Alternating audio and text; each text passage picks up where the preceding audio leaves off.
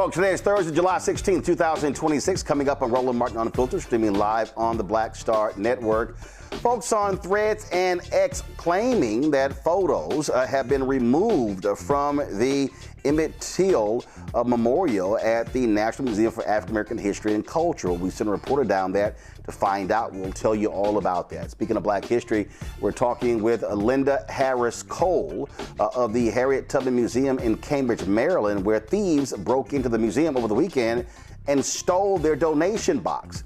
A black family in Dallas is demanding murder charges in connection with their teen son's death. We'll talk about that. Plus, Pennsylvania State Representative Chris Rabb joins us to discuss November's midterm elections and what it will take to motivate and mobilize black voters. And also, we hear from him about the Trump folks removing those slavery panels in Philadelphia as well. Plus, Wednesday's semi-annual Consumer Financial Protection Bureau oversight hearing got heated as Democrats unloaded on Office of Management and Budget Director Russell Vought. Trust me, you do not want to miss him being dressed down. Plus, Meta, the parent company of Facebook, Instagram, and WhatsApp, is investing $250 billion in a massive new data center in rural Louisiana.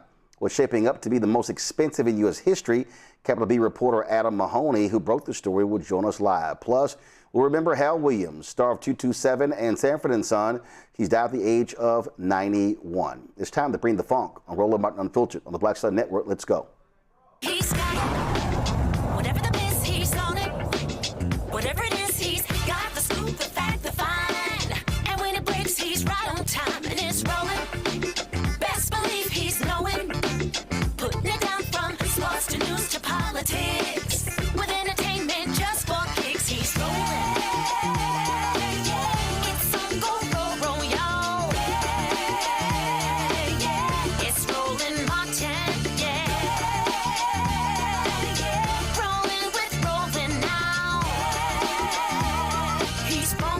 He's real, the best, you know he's Roland Martin now.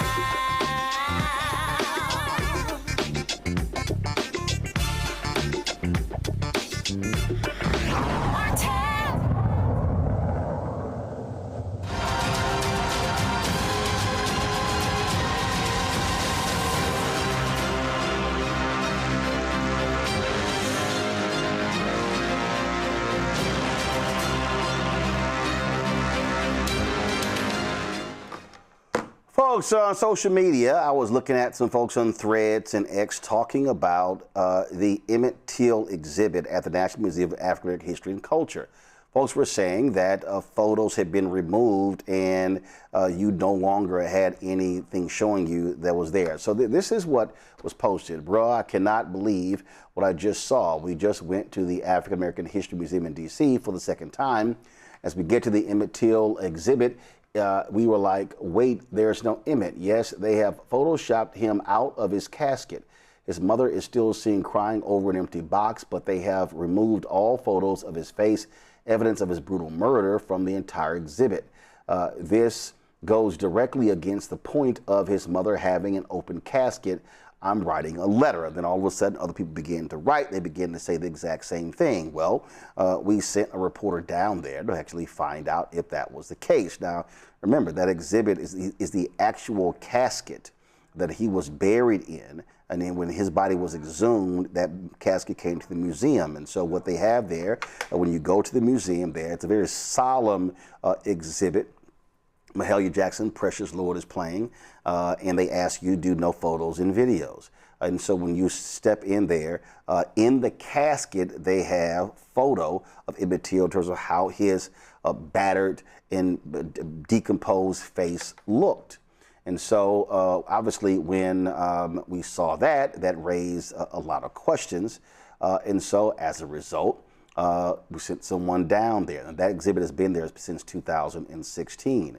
And so when you see these things on social media, as we all know, stuff all of a sudden begins to spread like wildfire, and then people begin to weigh in. Well, Logan Johns, one of our Black Star Network reporters, went down to the museum this afternoon to see for himself. He reported back that the exhibit remains unchanged from the way it has always been, a solemn exhibit in which visitors walk up to the casket and look down to see a photo that shows Till's face. Museum employees also confirmed that no major changes have been made. That doesn't mean that Donald Trump should be trusted as a steward of our history. We caught up with Congressman Jonathan Jackson of Chicago outside of the museum. Members of the clergy, this is ungodly, this is unholy, as what Reverend Barber has said. The Bible is a book of history. Those that try to defile history are anti-God. And we're saying for those forces, we're putting a stake in the ground now, stop it. We don't want to see Jewish history erased. We don't want to see Armenian history erased. We don't want to see Catholic history erased. We want them to stop trying to erase Africans and American history. There's been a long history of that. Just this past year, on July 4th, in our 250th anniversary, patriots, masked men that were the descendants and great-great-grandchildren of Ku Klux Klansmen that marched down Constitution Avenue in 1936. 90 years later, they rear their ugly heads and come here covering their face to walk across the mall, to come to this, what he called a Patriots Park. But we push back because we know our history. We're going to fight for what's right, and I thank God for Reverend Barber having the idea that we need to consecrate this soil. It's been dedicated. Now we're calling on ministers all across the country to come. This is sacred ground. Only our clergy can declare that. Those in the Congress had dedicated the land. George W. Bush, in his historic speech when he dedicated this, he's the one that granted this line. There were sane, sober Republicans that said this is the truth. Let's do this. Yes. We want to stand up for those persons. Ask them to come back out. Now, Jackson and Barber and others were there for a demonstration calling for the protection of the Smithsonian. Of course, Donald Trump's administration has been targeting the Smithsonian Museum of American Natural History, and they have been saying that they want that person removed. There's been a lot of concern from people about how they're going to be attacking all of the different museums a part of the Smithsonian. In this year, America celebrating 250 years, and Trump and his white maggots have been calling for design changes to various exhibits. And so that's been going on. We've seen them do this, order changes at other installations of this all across the country. But again, it is not true. We saw for our own eyes that the photos inside of the casket of Emmett Till have been removed. That simply is not true. We're bringing my panel, Dr. Greg Carr, Department of African American Studies at Howard University. Joining us from D.C., Dr. Larry J. Walker, Associate Professor, University of Central Florida. From Orlando, Jelando Jones, State Representative and lawyer out of Houston. Greg, I want to start with you. I mean, obviously, this is people are on edge because of these white supremacists in terms of how they want to reinterpret history, or they want his story told, not history. And so when I saw that post, I immediately sort of raised red flags. But this is also why it's important for us to check those things. And so things don't just spread and people then begin to believe something that's fundamentally not true. This is why reporting matters.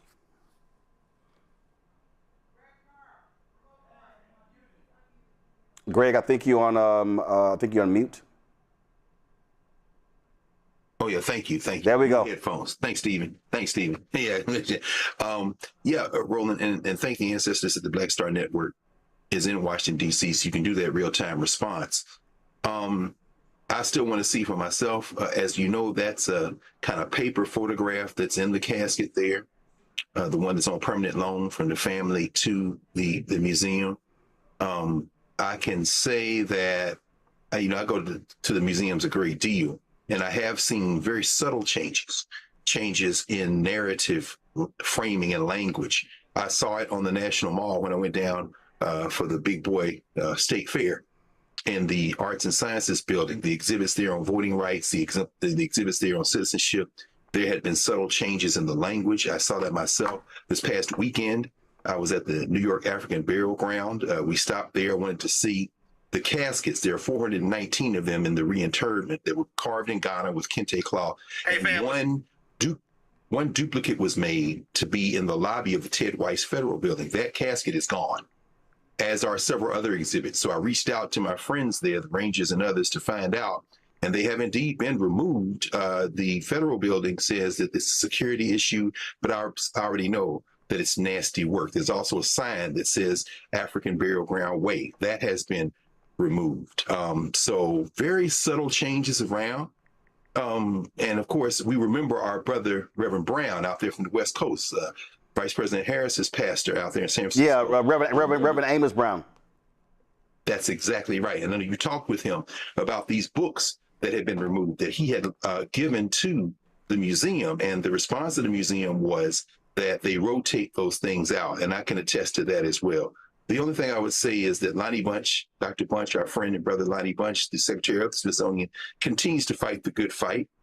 These ideologues will be crushed as long as we remain vigilant and continue to push and fight back. Now, with all due respect to my friend, brother, Reverend Jackson, I don't read the Bible as a history book as much as a book of metaphor and faith.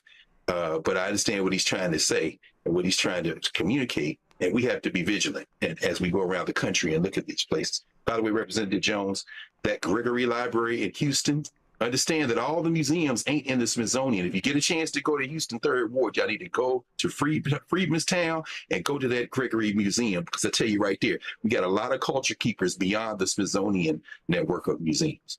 Larry, this is the report that Trump's folks put together, 160 plus pages, called Saving America's Story, how ideological, go to my iPad, y'all, how ideological capture at the Smithsonian Institution's National Museum of American History erases our heritage. And they spread this nonsense, and really what they want is they want a white man's interpretation of American history. Sure, Roland. They want to sanitize what they don't want to discuss, and this is connected to all the policies they sought to dismantle. They essentially act like none of this occurred, where the scars of our ancestors, some of them are dearly departed, or still exist, and we carry those in many respects. As it relates to this particular point to the museum, I've been several times, used to live in D.C. for a number of years. Is first, Roland, one of the points you made is that we can see how quickly misinformation spreads. And I think secondly, your point, and I saw people posting about this on Threads and other platforms, and you made this point. It is understandable people are on the edge because we see what's happening in Philadelphia, and Dr. Carr and other people have noted. We're seeing this throughout the country, and not only in just terms of like federal buildings, but we're also seeing it subtly in various other museums, which is unfortunate. The other point is that, I'm going to talk what Dr. Carr talked about, is we really need to be vigilant because it's a full assault on African-American history and culture, not in terms of what happened in the past, but what's happening now. And all of that is connected to what will happen in the future. And I want to connect it to we're going to likely to hear this evening. So we have to not only protect history, but we also have to keep an eye on what's happening in the present and the future, to understand that all these efforts of erasure as it relates to not only Black history, but U.S. history is connected to much more bigger steps that are coming not only in November, but as it relates to the future of this country. Absolutely. And the reality is, Jelana, these folks cannot be trusted. They have shown exactly who they are. Oh, for sure. And when people show you who they are, believe them. On one note, I'm thankful that it wasn't true. But you know what? What does it say about this country when it could have been true? Because they are erasing us from places. And to the extent you talked about the Gregory Lincoln High School, that is in my district. It is in historic 4th Ward, which is when we found out we were no longer enslaved. People from Galveston came to Houston as quickly as they could, and they settled in Freedmanstown, which is why that's a right place for that museum. And just so you know, and Roland, I'm almost certain you know this, there has been an effort by people here to gentrify 4th Ward and give it to the rich folks because it's right outside of downtown. And there was a whole big fight over preserving the bricks in Freedmanstown, which the formerly enslaved people actually crafted with their own hands and put on the streets. So, of course, when that went viral, people believed it because it absolutely, in Trump's world, can be true. And we have to, even when sometimes it's not true, listen and go investigate every single solitary time they say they're trying to erase us, because they very well could be, and we need to stand on the ready. Absolutely. I told you about, we're going to bring in Pennsylvania State Representative Chris Rabb into this conversation. Folks, there's been a battle there in Philadelphia regarding these slavery panels. Go to my iPad. This is an NBC News story. Trump administration replaces slavery exhibition at Washington's home in Philadelphia.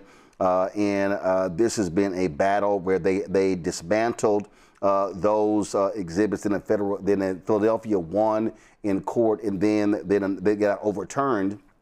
And so, in the cover of darkness, and this is what the mayor said: overnight, under the cover of darkness, the federal government removed panels at the president's house that told a thorough history of Philadelphia.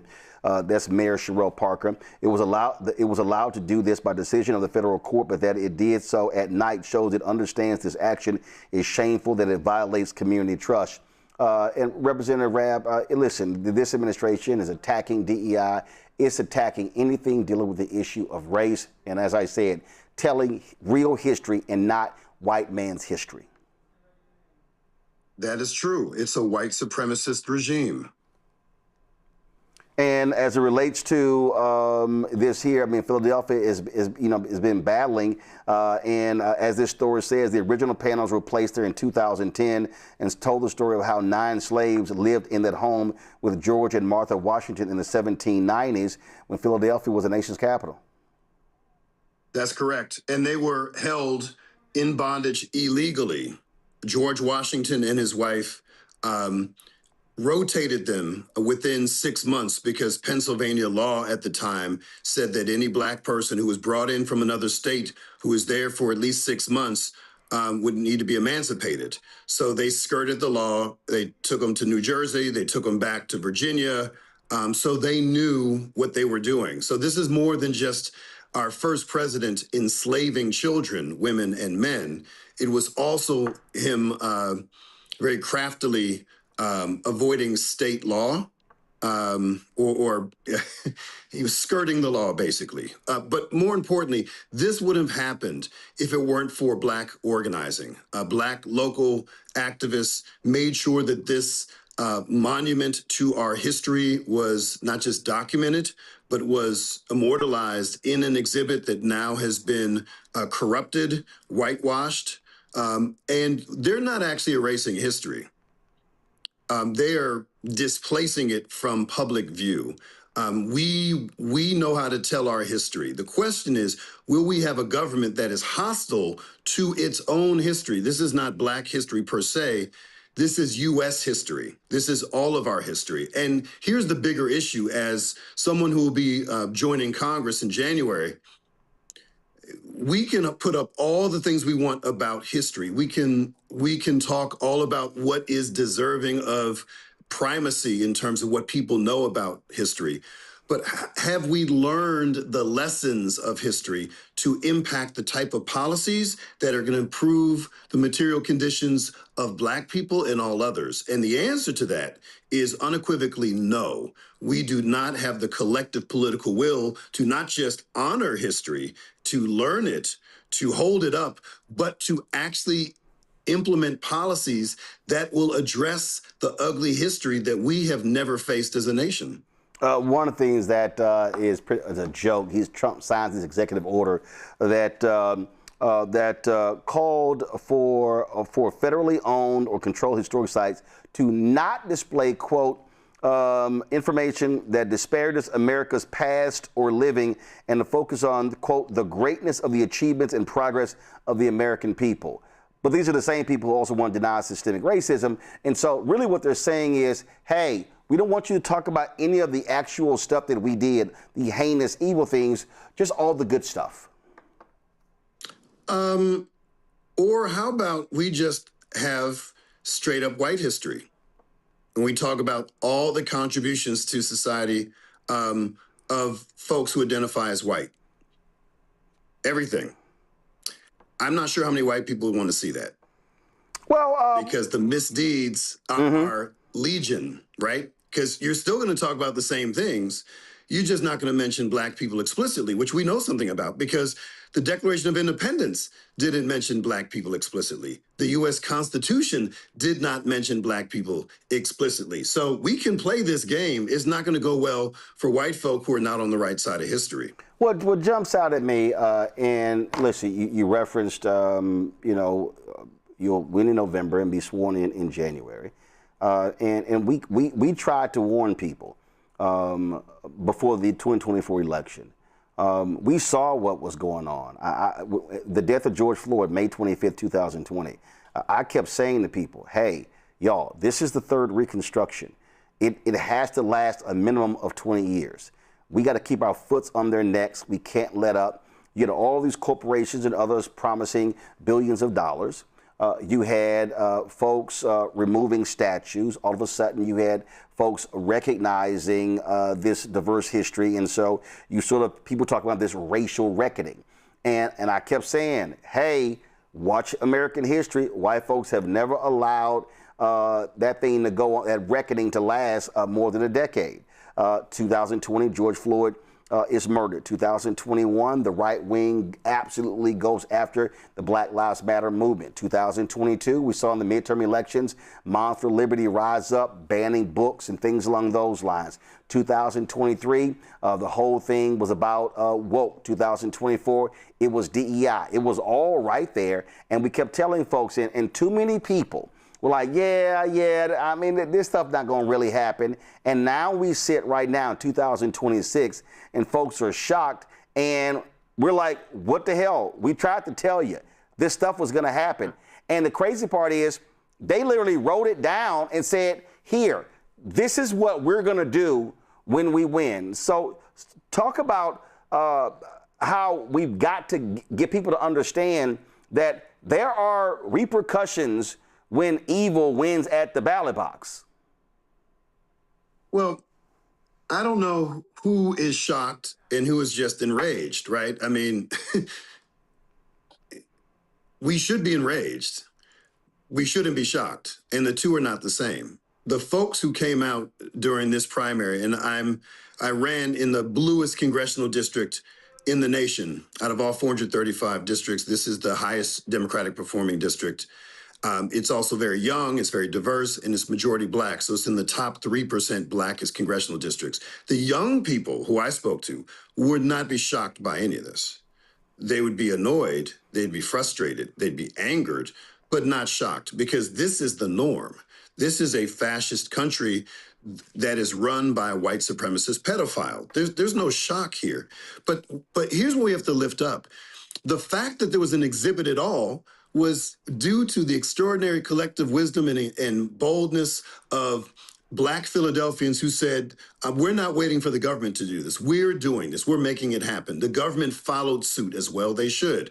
And then when Trump tore down the exhibit, they took it to court and they won in court. Now we've lost the latest battle and they have basically said they can put up whatever they want, but it brings attention to something that most people don't know about, that the first White House was in Philly and that the first president was an enslaver who broke the law to engage enslaved laborers. So even in our failure, we're succeeding in letting people know the narrative that they wouldn't know because otherwise corporate media would not cover this subject. Now they're covering it all the time, but corporate media does not cover these issues. And institutions are only going to be responsive to when people come out and protest and organize. So the upside of this is people are organizing. That's how this happened. That's how we won in court before we lost. We will continue to take the streets. We will hold people to account. And that's how all the successes we've had as Black folk have happened. That organizing could be nonviolent, or it could be like our ancestors who took up machetes or poisoned their masters. There are all kinds of ways to resist. And we have never, so I tell my sons since they were little, we've always resisted. For as long as we're on U.S. soil, Black folk have resisted in different ways. This is no exception. There are people who are surprised, but those are probably the same people who say, oh, this is un-American. No, this is very American. This is the norm. The anomalies are when we push back. The question is, can we have a sustained resistance to influence these institutions or overhaul them? And that's one of the reasons so many people came out during my Democratic primary, because people wanted transformative change. They didn't want this incrementalism that brought us to the place we are today.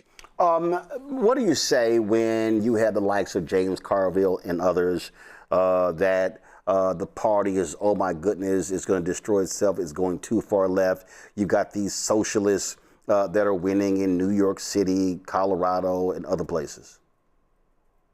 How colorful can I be on your show? Well, the show's called Roland Martin Unfiltered. Well, fuck them. That's my perspective. James Carville, who cares what he thinks? He's a hack. He should retire. His opinion means nothing.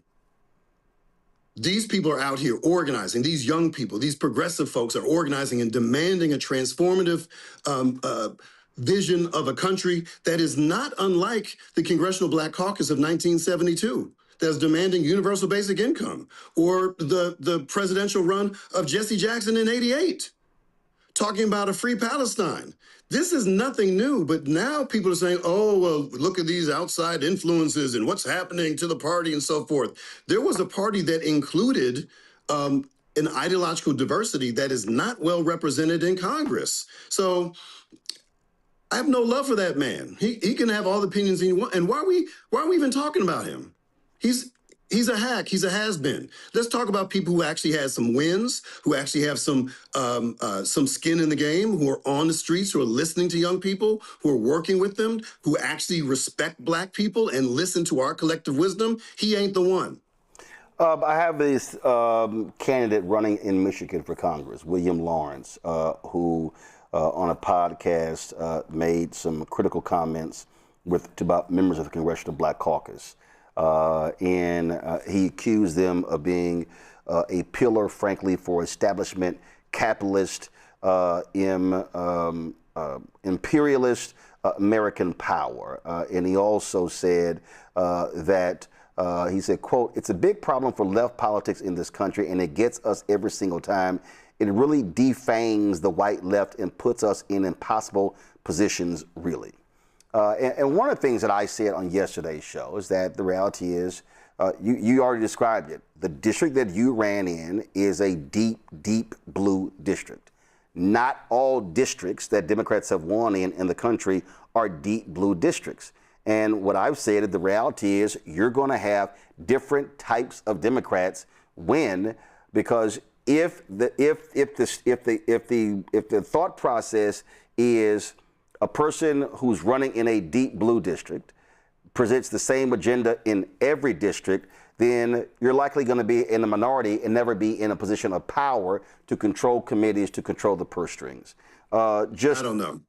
Well, but here's the deal. I mean, at the end of the day, like for instance, I said it, a Sanford bishop in Georgia, he's a Democrat. His district is not a deep blue district. As a matter of fact, that's one of the seats that Republicans in Georgia want to target with gerrymandering. And so, how does the party balance that when you literally have different types of Democrats being elected across the country in different districts, some that are purple, some that lean red, some that are deep blue? Look, Will Lawrence, I've met the young man. I actually endorsed him.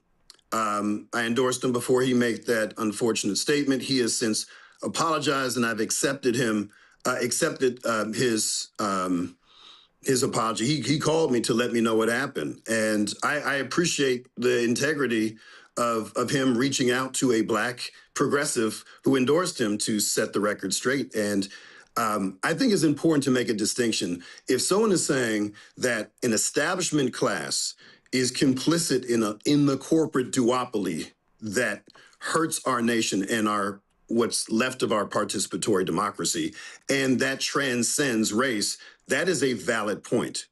If he said Black people were taking the charge of imperialism and militarism and hypercapitalism, that would be wrong, inaccurate, inappropriate. He didn't say that. But if we're just talking about the establishment, we have to come to terms with what that actually means. Institutionalists who believe that our institutions should not be overhauled and that they are inherently good. I don't believe that. So I would share that sentiment with him if that was his point. To your point, not all people can run the same platforms because of the demography of their districts.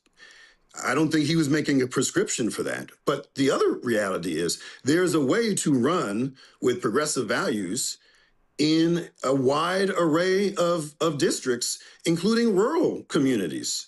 I mean, the folks who should embrace progressivism the most are rural communities. Absolutely. And the reality is, even conservatives, as long as they draw a Social Security check, they're embracing socialism, whether they know it or not, whether they like it or not. It's a fact. There would be no Social Security, Medicare, Medicaid, public education, public housing, et cetera, without the socialist programs that were born of New Deal measures and afterwards. So how? But here's the other. How do you get them to see and understand that? Because the reality is. Listen, and we've talked about it. These are the same folks who say, oh, my God, y'all need to get rid of that damn Obamacare, but don't touch the Affordable Care Act. And you're like, exactly. You know it's the same thing. And so what you're describing, but they don't, right? Well, what you're describing is what folks have said for years. Look, in 2004, Howard Dean said Republicans focus on God, gays, and guns. So how then do Democrats, though, speak to those voters when those are the very people who I always say vote against their own economic interests and they complain about the very thing they're receiving? You got Republicans in Mississippi and South Carolina who bitch about federal funding and their states would not survive without federal funding. Okay, so how many rural conservatives want an AI data center in their backyard? I'm guessing close to zero. Close to zero. But we have corporate Democrats who are supportive of that. You need to organize with people closest to the pain as a central point. You can be on the same side on a particular issue like data center construction with leftists dealing with folks who are on the right based on how it impacts their lives in very discernible ways. You can do that work. It's not going to happen with the Democratic Party because the Democratic Party does not take a position on these things. But those of us who are to the left of our party do. And we're going to get a lot more support from folks who do not identify as progressives or even as Democrats, because we're talking about real issues that are almost always associated with the same problem in this nation, and that is corporate greed and the billionaire class. But if the Democratic Party is like, well, we want to be supported by the good billionaires, and the Republicans are like, all billionaires are good, then we've lost, right? So this is really about the donor class. The Democratic Party listens to its donor class and not to its base. If it were intelligent, it would listen to Black women. It would listen to young people. It doesn't. That's why we lost in 2024. Unless we change that, they're going to keep messing up. And there's going to be anomalous folks like me who win, who have constituencies who want something vastly different, and there's an electorate to support people like me. Questions for the panel. Larry, you first. Yeah, Representative Rabb. First of all, I want to note that you're representing my former district, so I acknowledge that. So right. we talk about, Philadelphia and its history of Black progressivism. It's like you're not the first among generations of individuals with similar views that represented a part of the city or all of the city. You talked about young people, and I want you to connect those two things in terms of obviously the history of Black progressives in Philadelphia and what you believe the next generation of young people in Philadelphia and other jurisdictions are hoping for and believe they can accomplish in the future. Well, the next generation is already here, right? We're talking about folks. For the first time in my political career, and I've been in office for 10 years, I serve in the largest full-time state legislature in the country. I represent a majority Black mixed income district in Northwest Philly, and largely older Black folk are overrepresented in the electorate. The number of young people across ethnicity that came out in this primary on May 19th, Malcolm X's birthday, was extraordinary. It significantly increased voter turnout because young people saw themselves in a campaign that spoke truth to power and along with substantive policies. And so they showed up. In fact, there were young people not old enough to vote who showed up, who volunteered. So the next generation is now. We're talking about millennials. I'm Gen X. Millennials, we're talking about Gen Z, and we got younger folk who want to be engaged and are engaged, who are not waiting to vote. They are organizing in their respective communities. They see their own collective power, and that's what's going to take us to where we need to be. It's not going to be traditional politics based on, Washington, D.C. consultants and insiders and TV commercials and politicians endorsing other politicians. It's going to be on the streets. And that's what happened, certainly in my race. But we're seeing that nationwide. We're seeing people who weren't supposed to be viable who are killing it on election day. And it wasn't because they were independently wealthy or well poll tested or all of those things. It's because they organized and they brought to people a message that resonated with people in very substantive ways. And they listened to the pain of those folks closest to this struggle. That's nothing new, but the Democratic Party does not invest in campaigns or candidates like that. And when they listen, the Mondani effect is real. Young people, and not just young people, as a formerly young person, it inspired me all the way in Philadelphia. In every city, I'm in LA today, I've been in Denver, Detroit, Trenton, Harlem, etc. Everyone is feeling this momentum, and it's connected not with personality or party, is connected with purpose and policy. People want to see universal basic income, a living wage for all, Medicare for all. They want this. And it was part of the CBC platform, like I said, 50 years ago. So this is just a resurgence of the same things that Black folks have been leading on for a very long time, not just in Philly, but across the nation. This is our legacy as Black folk. And the only reason I identify as a democratic socialist or progressive is because I'm Black. In my district on 7th and Lombard, my great-great-great-grandfather was a Black abolitionist who conspired against racial injustice 190 years ago. And I have literally the writings of him from back then, and he's saying the same things I'm saying. And that's both disheartening and inspiring at the same time. Yolanda. Rep, thank you for doing what you do. And so my question is along these lines. I spoke at the Texas Democratic Convention a couple of weeks ago. And for the most part, I said the road to blue goes through Black. And I am literally having a town hall on this Tuesday talking about that, where the entire purpose of the town hall is for Black folks and nobody else, so I'm unapologetically Black, to come and tell the Democratic Party their complaints and what they need to do in order to inspire Black people to get out and vote. Because the person that's running for Senate here the Republican is evil. And what I've been trying to tell white people is that we don't care that he's evil, because whether Democrats are in power or Republicans in power, Black people always get the short end of the stick. So telling us that the other guy's worse doesn't work. And the town halls and Zooms that have been going on literally have basically been rah-rah sessions about why Black people should be as inspired by our nominees like they were by Jasmine Crockett and vote, and what are you going to do? And so what I'm asking you is, when you were campaigning, did you hold lecturing town halls or did you hold listening town halls?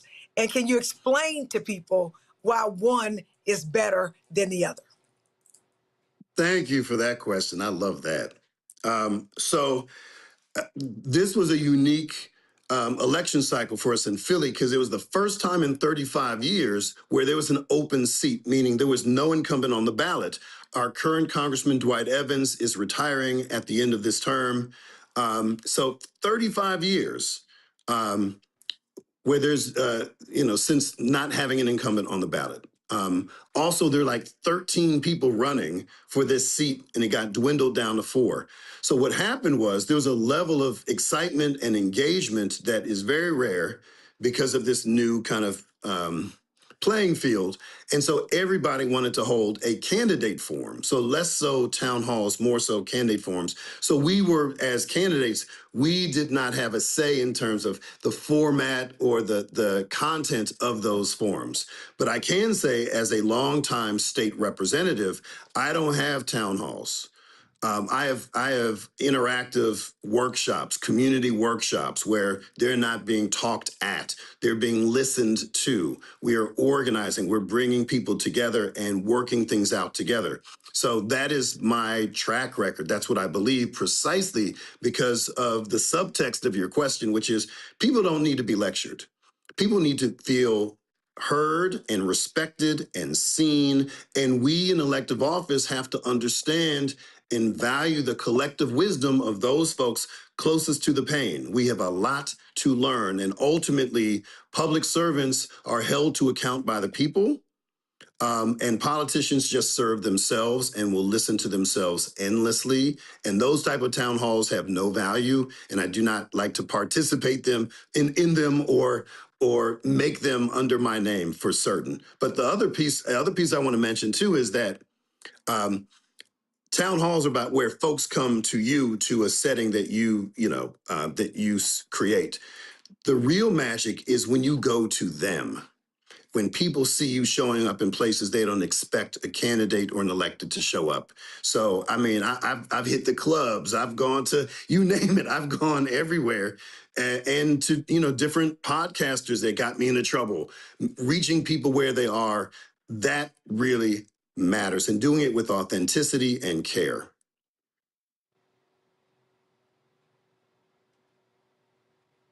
Now let's be clear. The podcast didn't get you in trouble. You did. We try to put that on the podcasters. All right, Greg Carr. Thank you, Roland.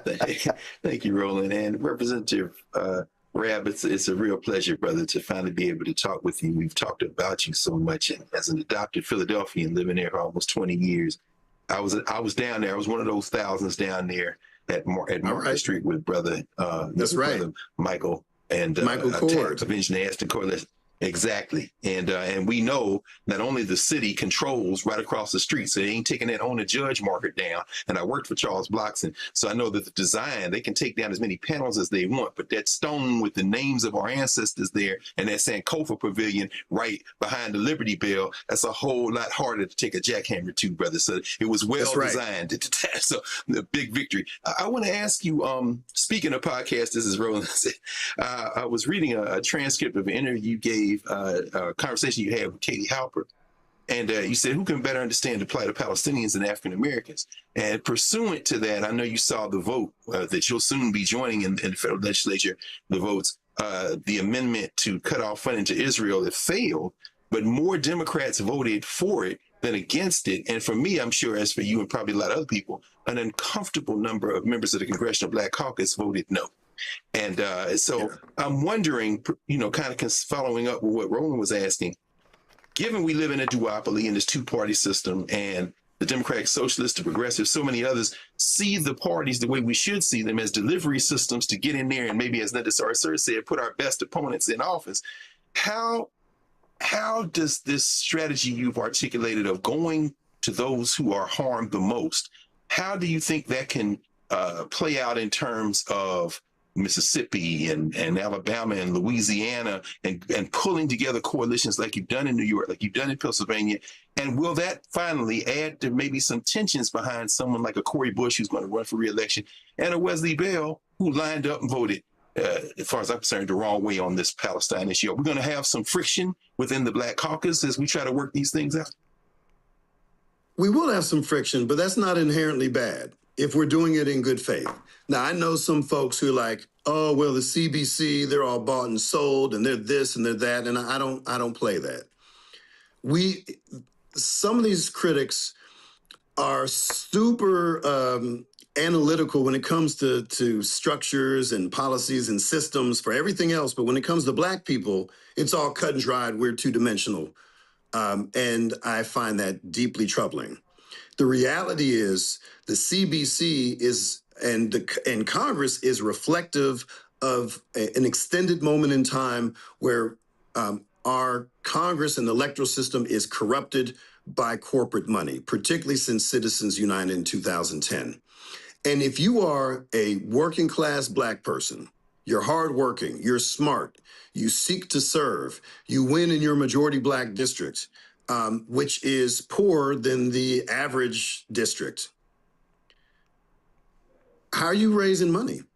Particularly if you're like me and you don't accept corporate PAC money, which I don't take a dime of and I never will. How are you supposed to raise money? Well, if the folks are willing to cut you a check, keep showing up.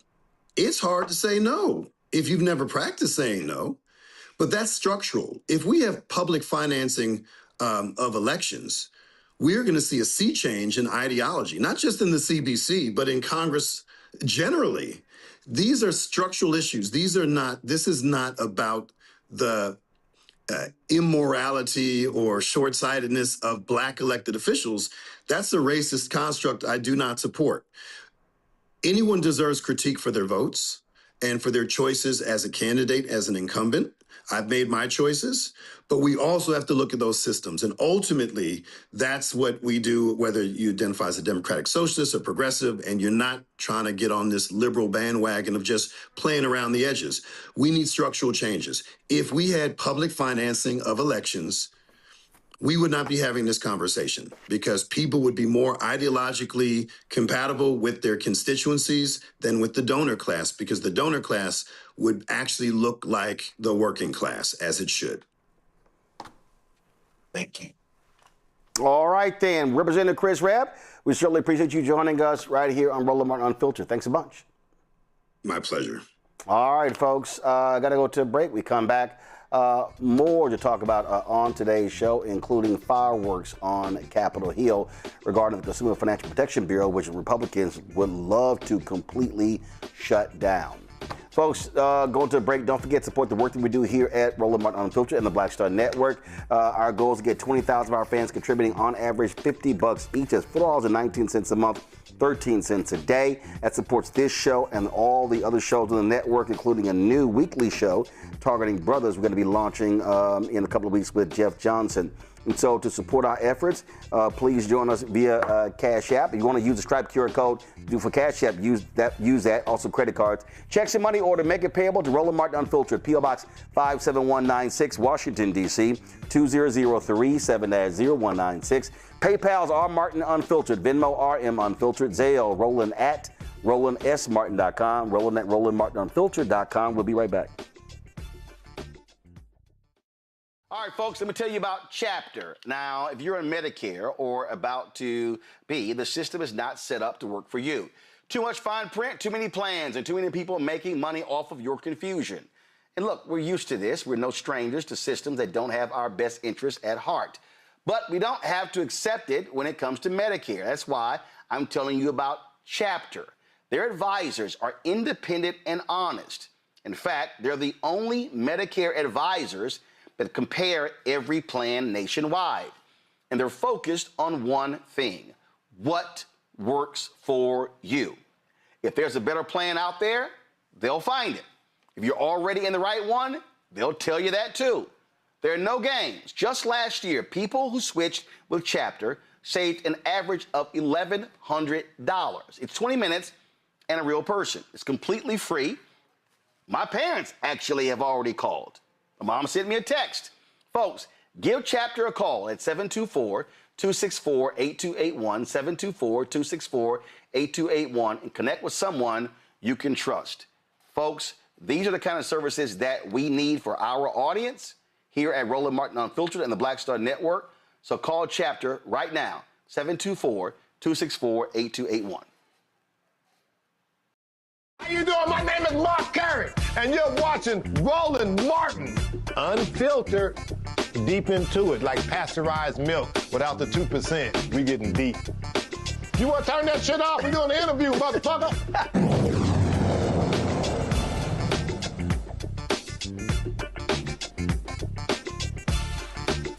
Meta, the parent company of Facebook, Instagram, and WhatsApp, is investing $250 billion in a new data center in rural Louisiana.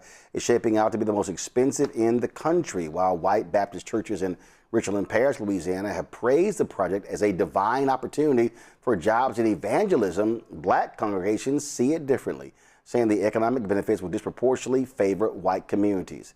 The data center project has led to a surge in land prices and the evictions of both black and white families.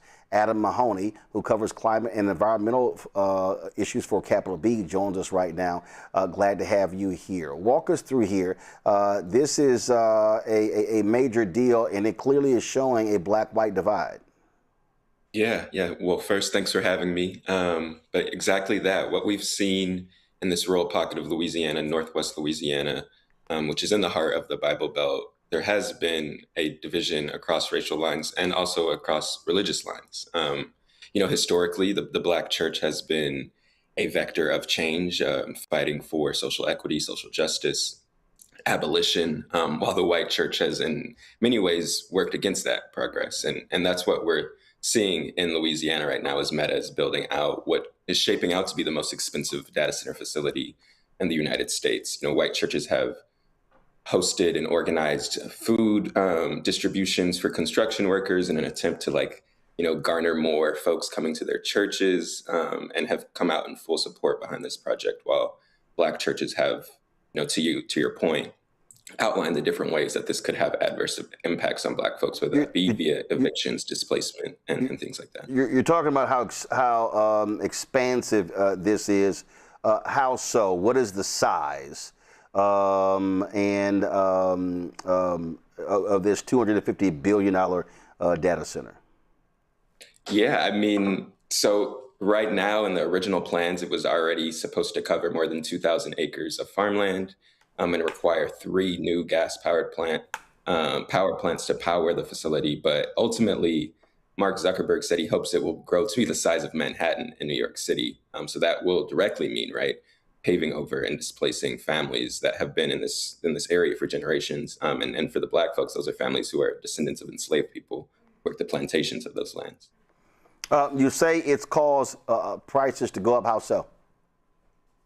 Yeah, so artificially, in some ways, it has inflated the prices of land in the area. And we've also seen landowners attempt to jump on the backs of this project and artificially raise their prices. So in Richland Parish, which is a 40% Black county in Louisiana, rural, low income, prices have jumped to more than $20,000 per acre, which the average in Louisiana is actually only around $3,000 per acre. So that is a 6 times jump in increase. Also, your story says that some have organized monthly feedings and prayer drives for the more than 7,000 construction workers now flooding into the parish of 20,000. Of those construction workers, how many are Black? Yeah, that's a great question, and that is something we're trying to figure out at Capital B across the country when we're looking at these data centers. But I spent a week outside that construction site, and I can say I did not see a single Black worker. They do rely heavily on traveling construction workers. So I saw a lot of out of state license plates. A lot of white and Latino workers, and like I said, the community itself is actually 40% Black. So you would expect to see that play out in the workforce, but that's not what we're seeing. So you have local leaders touting the construction jobs, but they're not construction jobs for local people. Exactly. And that's one of the biggest issues around this data center development across the country, right? These facilities are getting tax incentives, tax breaks, and leaders are saying the jobs will trickle down. But what we're seeing, the construction jobs aren't trickling down, and the jobs actually in these facilities, once they're developed, are going towards highly educated, well-paid folks who are, flooding in from the coast into the South and not actually from these communities. Okay, so this center, how many, because one of the issues that I've seen about other data centers, the debate, is that they actually don't end up providing a lot of jobs. How many people does Meta expect to be employed at this facility? Yeah, the company hasn't given an exact number yet, but the estimations on their end, they do think there will be hundreds of workers. But once again, it does not seem like it'll be workers from the community. This is a community that has a low share of college-educated people, and at these facilities, these are tech jobs. These are for folks who have, bachelor's and master's degrees and who have been in the industry for years. And there's not necessarily a pathway in rural America for these jobs. Questions from the panel. Yolanda, you first. I'm actually, thanks for talking about this issue. I'm actually curious. So here in Texas, data centers are a big deal. And surprisingly, some of the people that are the most pissed off about it are white people in rural areas, because evidently data centers make a lot of noise. Their cattle aren't sleeping. It's causing a lot of problems. It's hurting their productivity. And so I'm sort of shocked to hear this, because the governor here actually modified some things he said about data centers to get the rural white folks off of him. Now, black people have different concerns about the data centers, that it's taking up water, it's taking up land and those types of things. And so even though there's a black-white divide, the common thing is we hate data centers for, different reasons. And so do you think that's going to play out? Do you think the data centers have to be built first before they recognize that if they have cattle, like a ranch with cattle, that your cattle ain't gonna never sleep, and people can't sleep? They're going crazy because they make noise 24/7. So no one's talking about those things? Yeah, I mean, well, one, exactly, across all racial lines, there is negative perceptions around data centers. That is what studies have routinely showed and polls have routinely showed across the country. I just want to say, in this case specifically, and what our story examined was like the role of the church. This is in the Bible Belt. There is, this is a parish of 20,000 folks, but there's over 100 churches. And it is like the heart of like white, Christian nationalism in Louisiana. So white churches there have used it as a way, and they've kind of tapped in to this idea that God granted humans, ordain over the earth to use it to, whatever our advantage is. So they've been using that as a kind of talking point within the church. But I will say, talking to white residents who are not active in the church, there is a lot of folks who are against this project, and for a lot of the same reasons that you're saying. But specifically in a place like Louisiana, where the church is so strong and powerful, we wanted to interrogate kind of the racial lines there. Larry. Yeah, thank you for your reporting. And listen, I'm in the state of Florida. From the governor down, there's been a lot of pushback on data centers, similar to Texas. And so I'm wondering, in terms of what's happening there in rural Louisiana, in a way, does this become ground zero of what data centers, what things could look like in terms of accelerating gentrification as it relates to some of these Black communities? And your thoughts on that? Yeah, I mean, it definitely does seem that way, and in rural communities specifically. And I will say, in places like Louisiana and Alabama and Mississippi, which are, have come out, state leaders have come out more so in support for data centers, and given tax incentives and things like that. The leaders are saying this is kind of one of the few economic opportunities that these states that are, in the hole, in the red, and losing residents yearly. This is one of their few options. But in reality, we know, these tax incentives are not necessarily leading to any actual economic boon for the residents that live in these places. And in this case specifically, we've already seen gentrification and displacement. We've seen that increase in cost of living, and we've seen direct evictions as a result of trying to house the construction workers in favor of long-term residents. Greg. Thank you, Roland, and thank you, Brother Mahoney, for this excellent work. And reading through, a couple of things occurred to me. This is like northern Louisiana, right, closer to Jackson than New Orleans. Yes. I got friends up that way nearby, and whether it be Grambling or Tallulah or some of those other places near Vicksburg, Mississippi. I'm wondering, since it's very hyper local, and you kind of using this brilliant lens to kind of pare this back, and it's kind of going in the vein of what Dr. Walker just had. The demographics there, these churches, where are the younger people in terms of intergenerational? I mean, some of these older folks at these evangelicals and Southern Baptists, they will very soon be able to test the proposition of whether or not they're on the side of Christianity as they transition to meet whatever maker they think they're going to meet.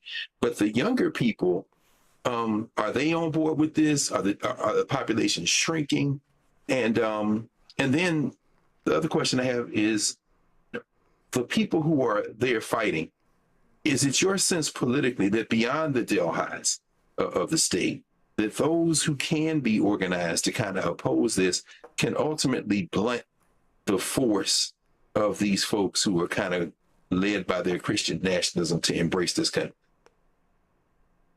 Yeah, to answer the first question, I did meet some young folks in the church, and also their opinions kind of differed along racial lines as well. But it's a community, it's a county that is shrinking in population. It is an older, aging population. So that is one of the reasons why the state then has said you need these facilities to come in, because it will attract younger people to move in and grow the population of these kind of rural, dying places. But in terms of like the organized fight and pushback against this facility and facilities across the country, yeah, I do think, and we have seen, prominent examples across the country where, in both environmental and racial justice organizations have kind of, built coalitions and met their neighbors where they're at, and in terms of sharing information and getting people involved and organized to, push forth bans. We just saw PG County in Maryland pushed a 2-year data center moratorium. The state of New York just recently passed one. There's been some cities in California.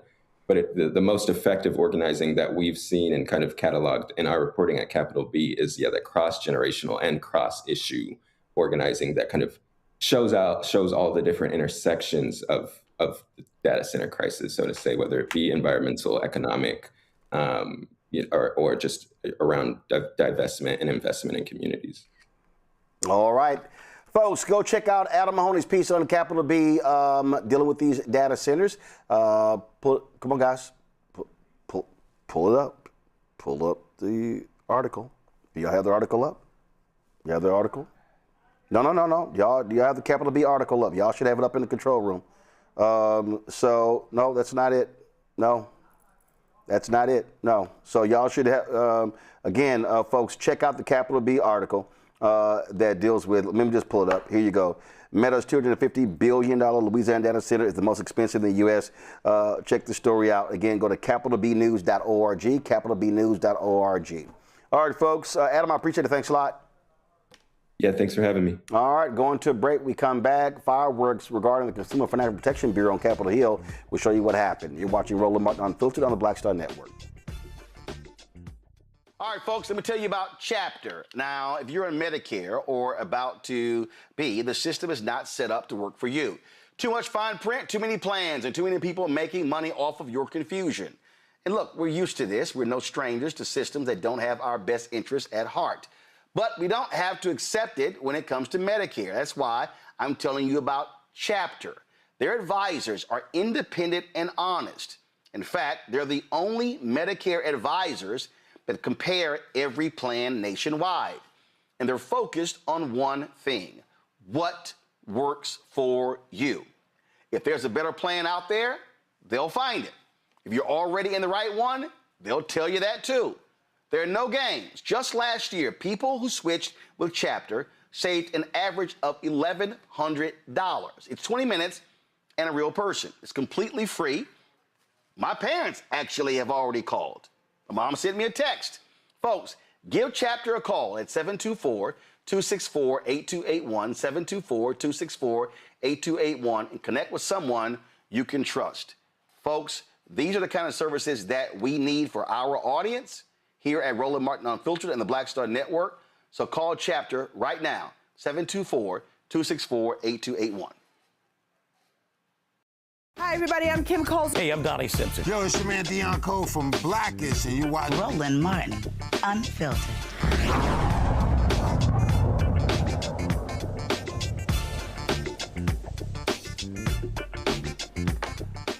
Republicans have always hated the Consumer Financial Protection Bureau. This, of course, was created under President Barack Obama, the brainchild of now Senator Elizabeth Warren. Why do they hate it? Well, because they can't stand corporations being held to account. More than $10 billion has been returned to consumers. $10 billion, y'all, to consumers since the CFPB was actually created. But folks like Russell Vought, the acting director of the Consumer Financial Protection Bureau, as well as Trump's head of Office of Management Budget, hates it. Hate it. They celebrated the fact that, first of all, he was appointed acting, and he's been awful. They despise it. Again, they do not want corporations being held accountable. It was pretty wild on Capitol Hill, y'all, where Democrats pretty much celebrated that he is no longer going to be leading it. It was his first appearance before Congress. Representatives Joyce Beatty of Ohio, Ayanna Pressley of Massachusetts, New York's Gergen Meeks of New York, made sure that he will remember this hearing. Director Vought. Section 1071 of the Dodd-Frank requires the collection of small business lending data to identify disparities in access to credit and enforce fair lending laws for small businesses. Yet under your leadership, the CFPB has sought to delay and significantly scale back implementation of this statutory requirement, even though women-owned businesses and minority-owned businesses have faced long-documented barriers to accessing capital. Director Vought, Section 342 of the Dodd-Frank Act requires the CFPB to maintain an OMWI office to promote diversity in the Bureau's workforce, increase opportunities for minority and women-owned businesses in contracting, and access to diversity policies and practices of regulated financial institutions. However, multiple news reports have indicated that under your leadership, the CFPB has dramatically reduced the OMWI office as part of a broader workforce cuts, raising questions about whether the Bureau can still carry out these statutory requirements. Director Vought, I have heard directly from community development financial institutions in my state that they have experienced month-long delays in receiving funding that Congress had already appropriated through the CDFI funds. Those delays created uncertainty for lenders that finance affordable housing, small businesses, and underserved communities, even though Congress had already approved the funding. Director Vought, the recently released Comprehensive Housing Council notice of funding opportunities is a drastic change from previous years. The comprehensive funding is supposed to help families meet their housing needs, whether they are renters, homeowners, or homeless. Instead, under the notice of funding opportunity, none of the CHC fundings allowed by Congress can be used for pre-purchasing housing counseling at a time when there is a national crisis for first-time owners. In case you aren't aware, we passed a bipartisan housing bill because of this. Director Vought, the Small Business Regulatory Enforcement Fairness Act requires the Bureau to consult a small business panel. I am a small business owner for more than 30 years, and to conduct a cost-benefit analysis before imposing rules with a significant economic impact. Director Vought, can you tell me who is your OMWI director? Well, we have Just that give office. me a name. We have that office. Wait a minute. Because of time, I'm going to respect the chairman. I need a name or a yes or no. Do you know who your OMWI, yes or no, do you know who your OMWI director is? Sorry, yes what or no? office are you referring to?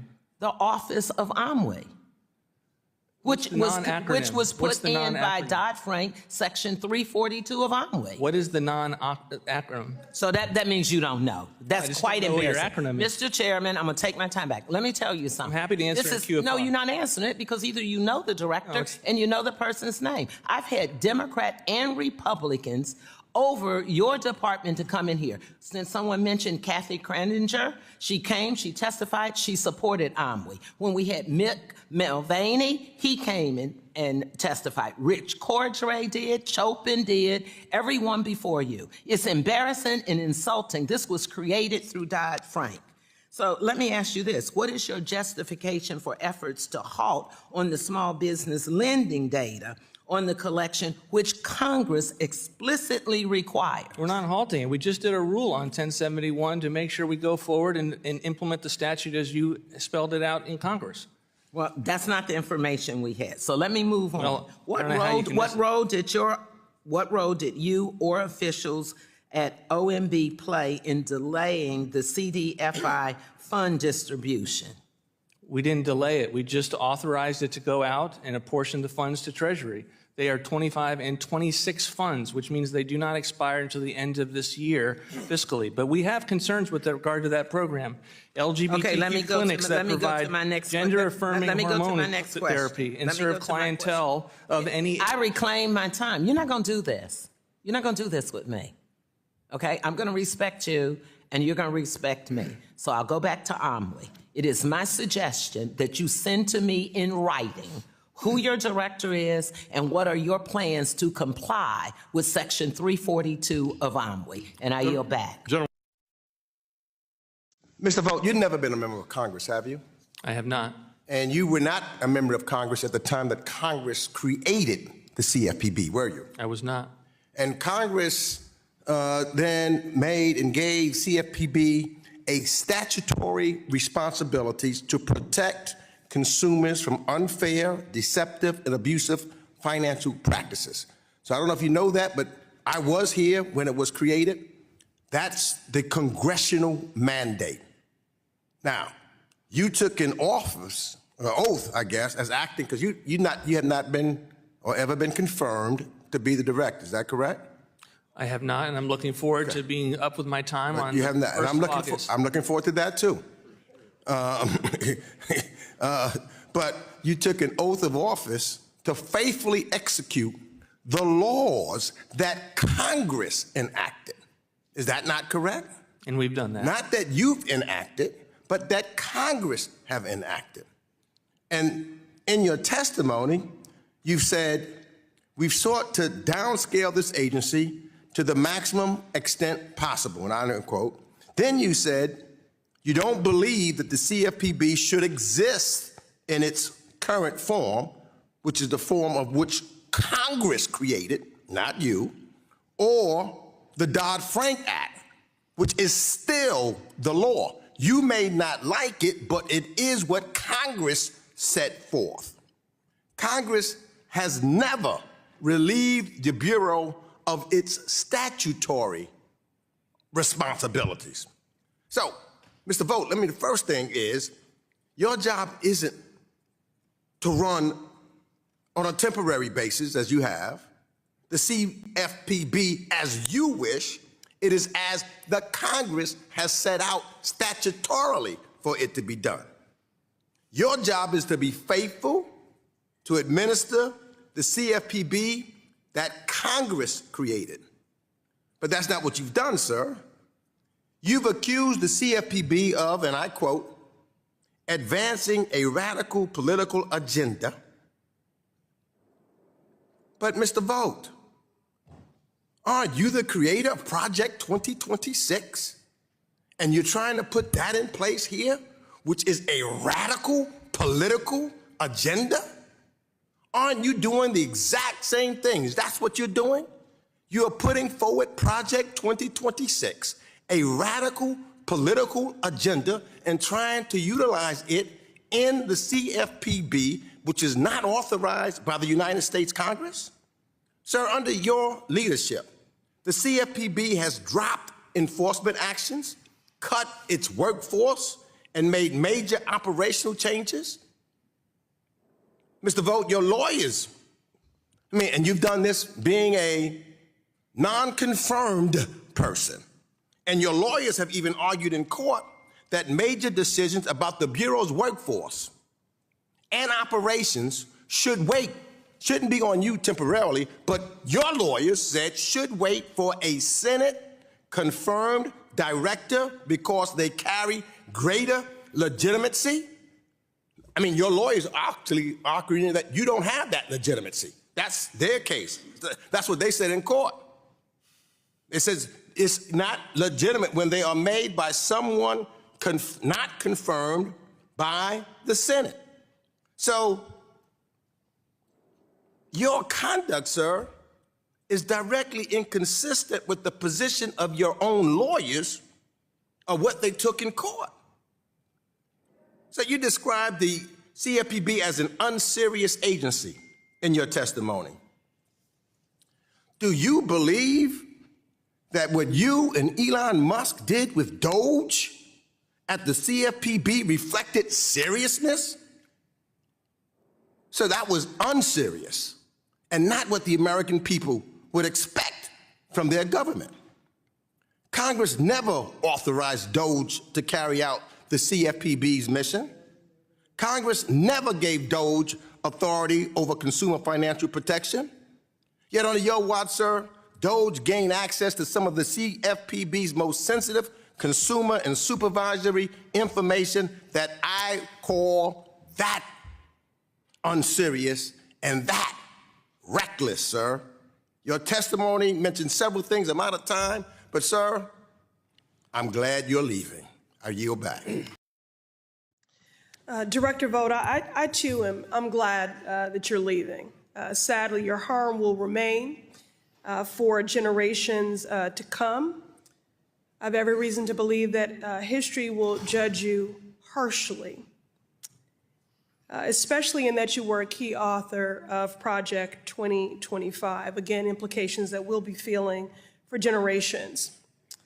Like this, $500 billion. Director Vought, that's how much medical debt Americans hold. In fact, many families have medical debt over $50,000. Now, that may not be a lot of money to Republicans like Trump, who, quote, don't think about Americans' financial situation, but that is a lot of money for most people. This is debt people accumulated during the most challenging times in their lives, like battling cancer or recovering from an accident. The Consumer Financial Protection Bureau, under Biden, issued rules making sure that medical debt would not be reported on credit reports and put guardrails around how that debt can be collected. Common sense things, like companies not being able to come after you for bills you've already paid. Now, to be clear, these kinds of protections were supported by families throughout the country, Director Vought, in rural communities, in urban communities, in suburban communities, and in Democratic and Republican districts. But Director Vought, you took that away when you rescinded those rules. Director Vought, give me one reason why companies should be able to harass cancer survivors to collect more than they owe for a medical bill. Well, they shouldn't be able to harass, and we have laws on the books but the rules that we changed were specifically— Give me one good reason. You rescinded the rule where medical debt would not have been reported because the statute on credit didn't allow reports. it. Give me what? You don't have one good reason. Moving on. The statute literally said the reverse. There is not one good reason. You claim, you avow that you are a self-proclaimed Christian nationalist, so I'm sure you spent some time in Sunday school. That's a pejorative. I'm sorry, did you happen upon a scripture that said, thou shalt make their neighbor poorer, hungrier, sicker, and less safe? That's actually what you've done. I didn't ask you to speak. This makes no sense. You are as incompetent as you are cruel and callous.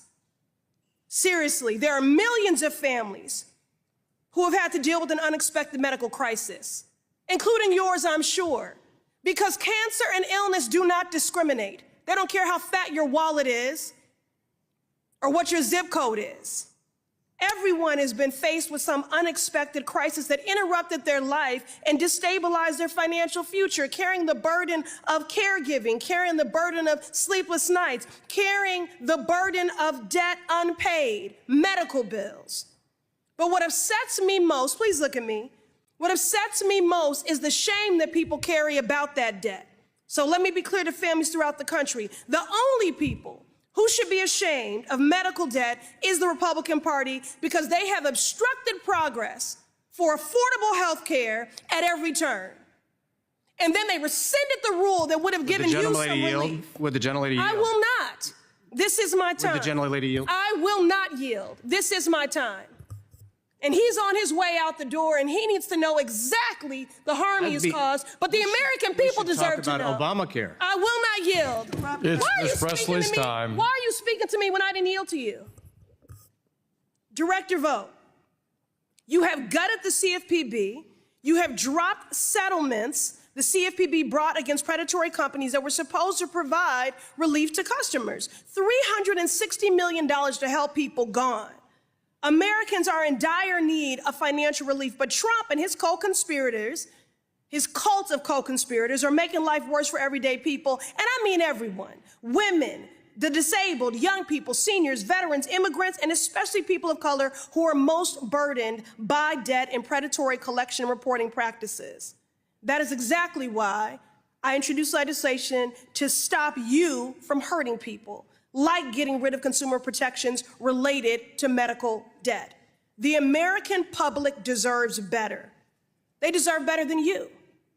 They deserve a CFPB director who puts the consumer protection in this, who actually gives a damn, instead of attacking hardworking families who are financially trapped by Trump's reckless policies. Consumer protection should not be a partisan issue or a political game. You have dedicated your career to helping corporations get richer, making families sicker, Gentlewoman's time has poorer, expired. and less safe, and there The chair is recognizes nothing the gentleman Christian from Tennessee, about Mr. that. Rose, for 5 minutes. Well, Jolanda, he earned every bit of that because, again, what they want is they want companies to do whatever they want. I said it was $10 billion. They actually returned $21 billion to consumers. Republicans do not like when companies are held accountable for their actions. Oh, absolutely. But I do like the way they handled him. And I love the way Congresswoman Presley said, why are you talking to me? I didn't yield my time to you. Be quiet. Because that's how you have to deal with him. But I think it was brilliant the way most of them did not ask him a question, because what he was trying to do was to sprout talking points that didn't answer the questions and continued their narrative. So I think that that was great. But at the end of the day, what that government agency does is when they're predatory lending, when they're charging too much with fees, when they're doing all these things to set us back financially, when they're letting them mess up our credit and we say, no, you can't do that.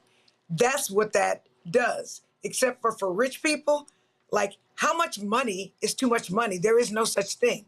They will literally rob from the poor to become richer, which is definitely a problem. So I enjoyed listening to every word of his skewering, and thank God he's leaving, because there's nothing godly about him. In fact, he is the devil.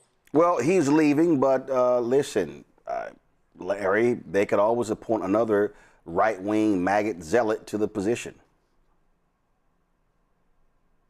You know, Roland, when I worked on Capitol Hill, it was nothing better when you knew there were people testifying and they're just going to get cooked by by your boss, and you sit there and just laugh. So let me add that. Secondly, you're right. I mean, he's done a terrible job. We talked about his role as architect of, one of the most horrendous documents we've seen in a long time as it relates to, partisan politics. But this administration is pro-business and pro-white supremacy. So nothing's really going to change. He certainly went home, and I'm quite sure had multiple drinks of wine or whatever else he drinks, but he got everything he deserved. And, I'm glad that members didn't give him an opportunity really much to respond, because as my colleague highlighted, he's always going to do is the same talking points that, Republicans have been using for decades, to be quite honest with you. I think the other thing is the fact that the damage he's done is a reflection of how race and politics intersect. Because many of the voters that supported and were responsible for this current administration are the same ones going to be negatively impacted by these policies, because, him at the helm, they have not held these corporations responsible, as you heard a lot of the members of CBC and others highlight. So once again, it's just the racial and economic divide in this country, and those individuals, as you highlighted many times on the show, Roland, that people don't vote in their best interests. And as a result, you get someone like who's overseeing the bureau, and then someone else who is likely to do even worse of a job.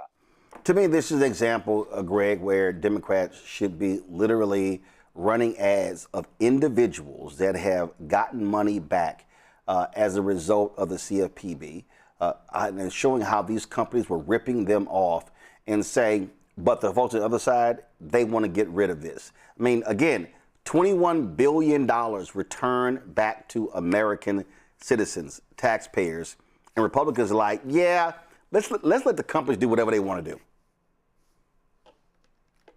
Absolutely. It's remarkable how night after night, Roland Martin Unfiltered curates stories that seem to be of the same piece, and the theme emerges. When Representative Rabb talked about organizing by getting closer and closer to and with the people who are suffering the most, who are closest to the pain. When Brother Mahoney in his article talks about the absurdity, well, he didn't say it this way, but the absurdity of Christian nationalism and the absurdity of whiteness that would literally kill itself because they think they're going to a better place, and that God told them that to be good stewards of the land means to use up the land, because after all, they're going to a better place. And then we have Russell Vought, who is not going anywhere, y'all. Russell Vought had a temporary appointment at the Office of Management and Budget, but he controls the Office of the Budget. When you look at this funky-ass white Christian nationalist document, Project 2025, he didn't write the chapter on the Office of Management and Budget. He wrote the chapter 2, the Executive Office of the President of the United States. That is the quarterback chapter. That's the quarterback that led them to say that the president is in control of the entire administrative state. That's the chapter that Sam Alito, another hardcore Christian nationalist, not a Catholic, but a Catholic fanatic. His Catholicism is to Christianity what Al-Qaeda is to Islam. Russell Vought is an ideological bigot. Did you hear when Representative Presley called him a Christian nationalist and he said that that's a pejorative term? Well, that's not what he said in March 2021 in Newsweek, where he not only embraced the term Christian nationalism, but defined it by saying America is a Christian nation, a purebred lie, and that the nation part of it means you got to exclude and put the interests of your country above everybody else and get all the people out of it. And the nationalist part means that you're a part of a Christian nation. He said there should be a separation between church and state, but there must be Christianity that infuses everything that the government does. This is what he wrote in the document. Now, why do I say all that? And by the way, everyone, and go ahead, Congresswoman Beatty, because what she got him on is the thing that he doesn't care about. OMWE means the Office of Minority and Women Inclusion.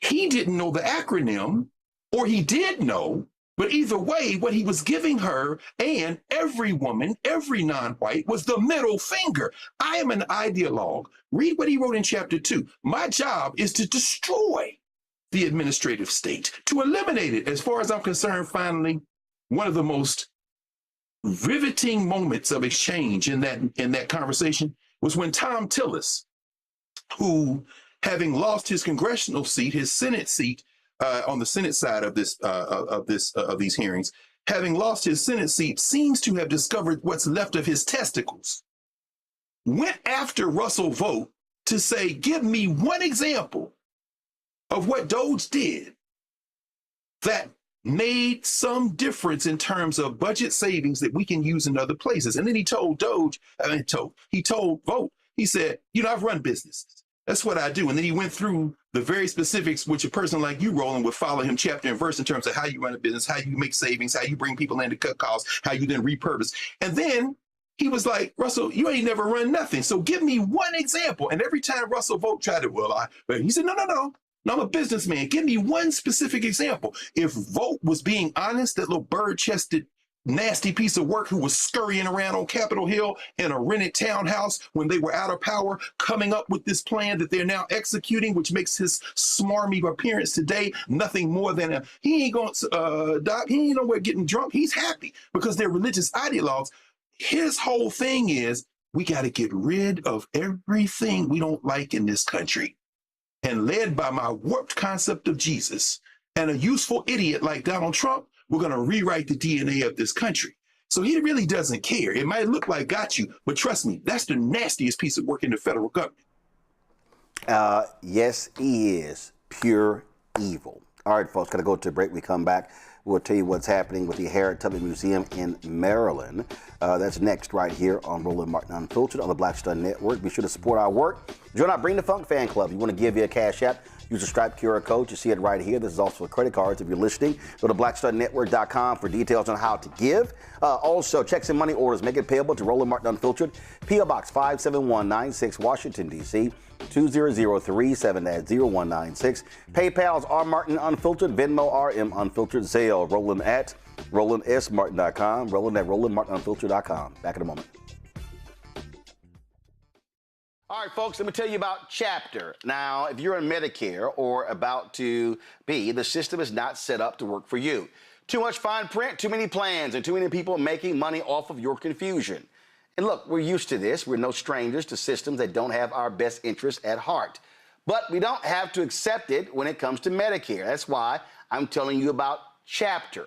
Their advisors are independent and honest. In fact, they're the only Medicare advisors that compare every plan nationwide. And they're focused on one thing: what works for you. If there's a better plan out there, they'll find it. If you're already in the right one, they'll tell you that too. There are no games. Just last year, people who switched with Chapter saved an average of $1,100. It's 20 minutes and a real person. It's completely free. My parents actually have already called. My mom sent me a text. Folks, give Chapter a call at 724-264-8281, 724-264-8281, and connect with someone you can trust. Folks, these are the kind of services that we need for our audience here at Roland Martin Unfiltered and the Black Star Network. So call Chapter right now, 724-264-8281. Carl Payne pretending to be Roland Martin. Holla! You ain't got to wear black and gold every damn place, okay? Ooh, I'm an alpha, yay. All right, you're 58 years old. It's over. And you are now watching Roland Martin Unfiltered. Uncut, unplugged, and undamn believable.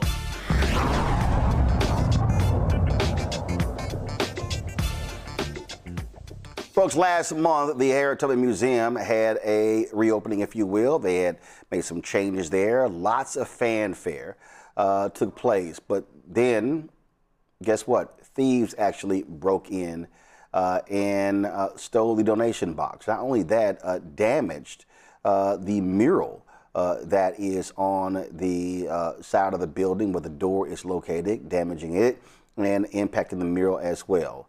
I really hope those folks are caught.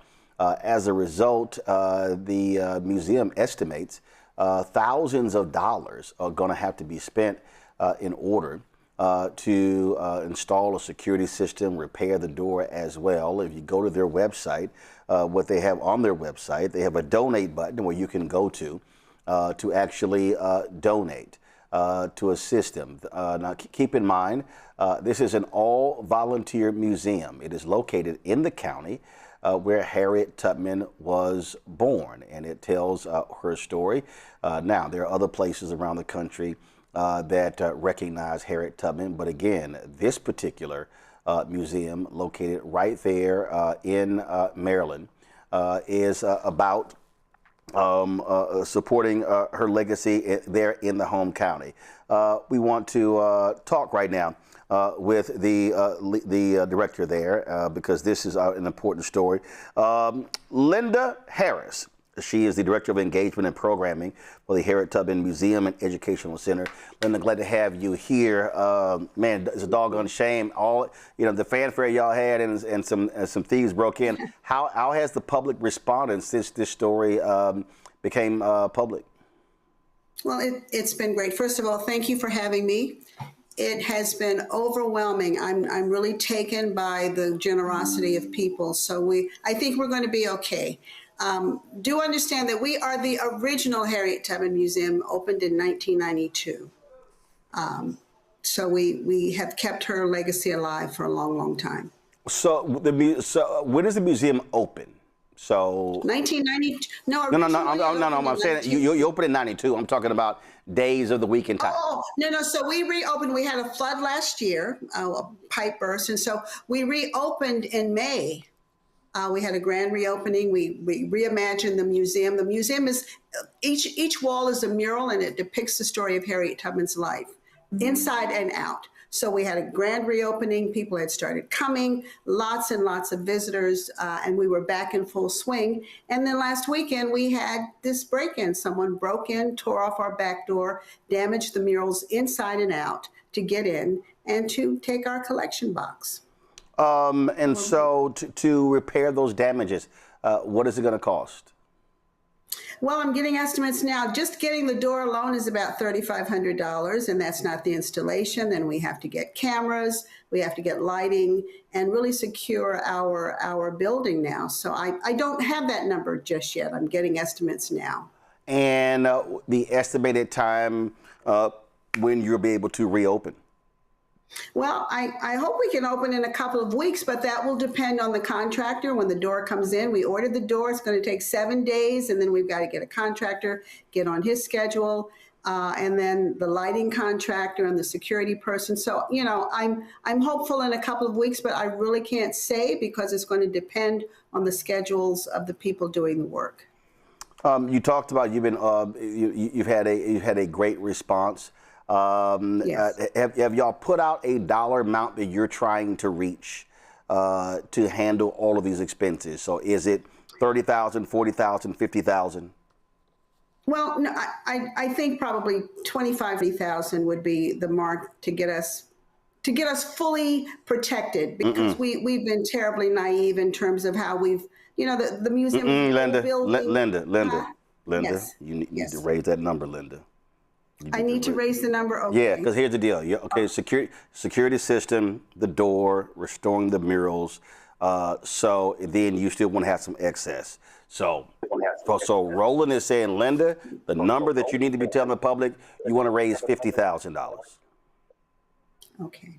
No, I'm just saying, because I mean the bottom line is I mean, and so there are other things, because obviously. Even with the security system, lighting, listen, the equipment cost may be even higher. I just personally, that's not a large number, and I think what it does is even if your expenses are $30,000, that gives you $20,000 that you can actually do other things with the museum. And so I would actually put that out there, and then I would even have a running count on the website as to where you stand, and again, and hopefully people respond. Yep, we can do that. Thank you. We can run a total and let people know where we are. Absolutely. Larry, I saw you over there shaking your head. You were like, yeah, go with that 50. Yeah, absolutely. I do fundraising stuff, so 50,000 or 60. Okay. I don't know, 60. Well, no, I like 50 is a round, clean number. It's a round number. Okay. Okay. 50. All right. Well, thank you guys, because Oh, and again, listen. So you said the museum is staffed by all volunteers. All volunteers. I'm a volunteer. And when you in the DC area, yeah, I drive to Cambridge every week. And prior to this, you were open how many days a week, and what was the time? Oh, so we're open 3 days a week because there's only 2 of us running it. So we're Thursday, Friday, Saturday, from 12 to 4. And how many visitors do you normally get through there? We get about 200 people a week. Cool. Questions from the panel? We get a lot of visitors. Questions from the panel, Greg? Thank you, Roland, and thank you, Sister Harris. Let me take this moment to thank you personally.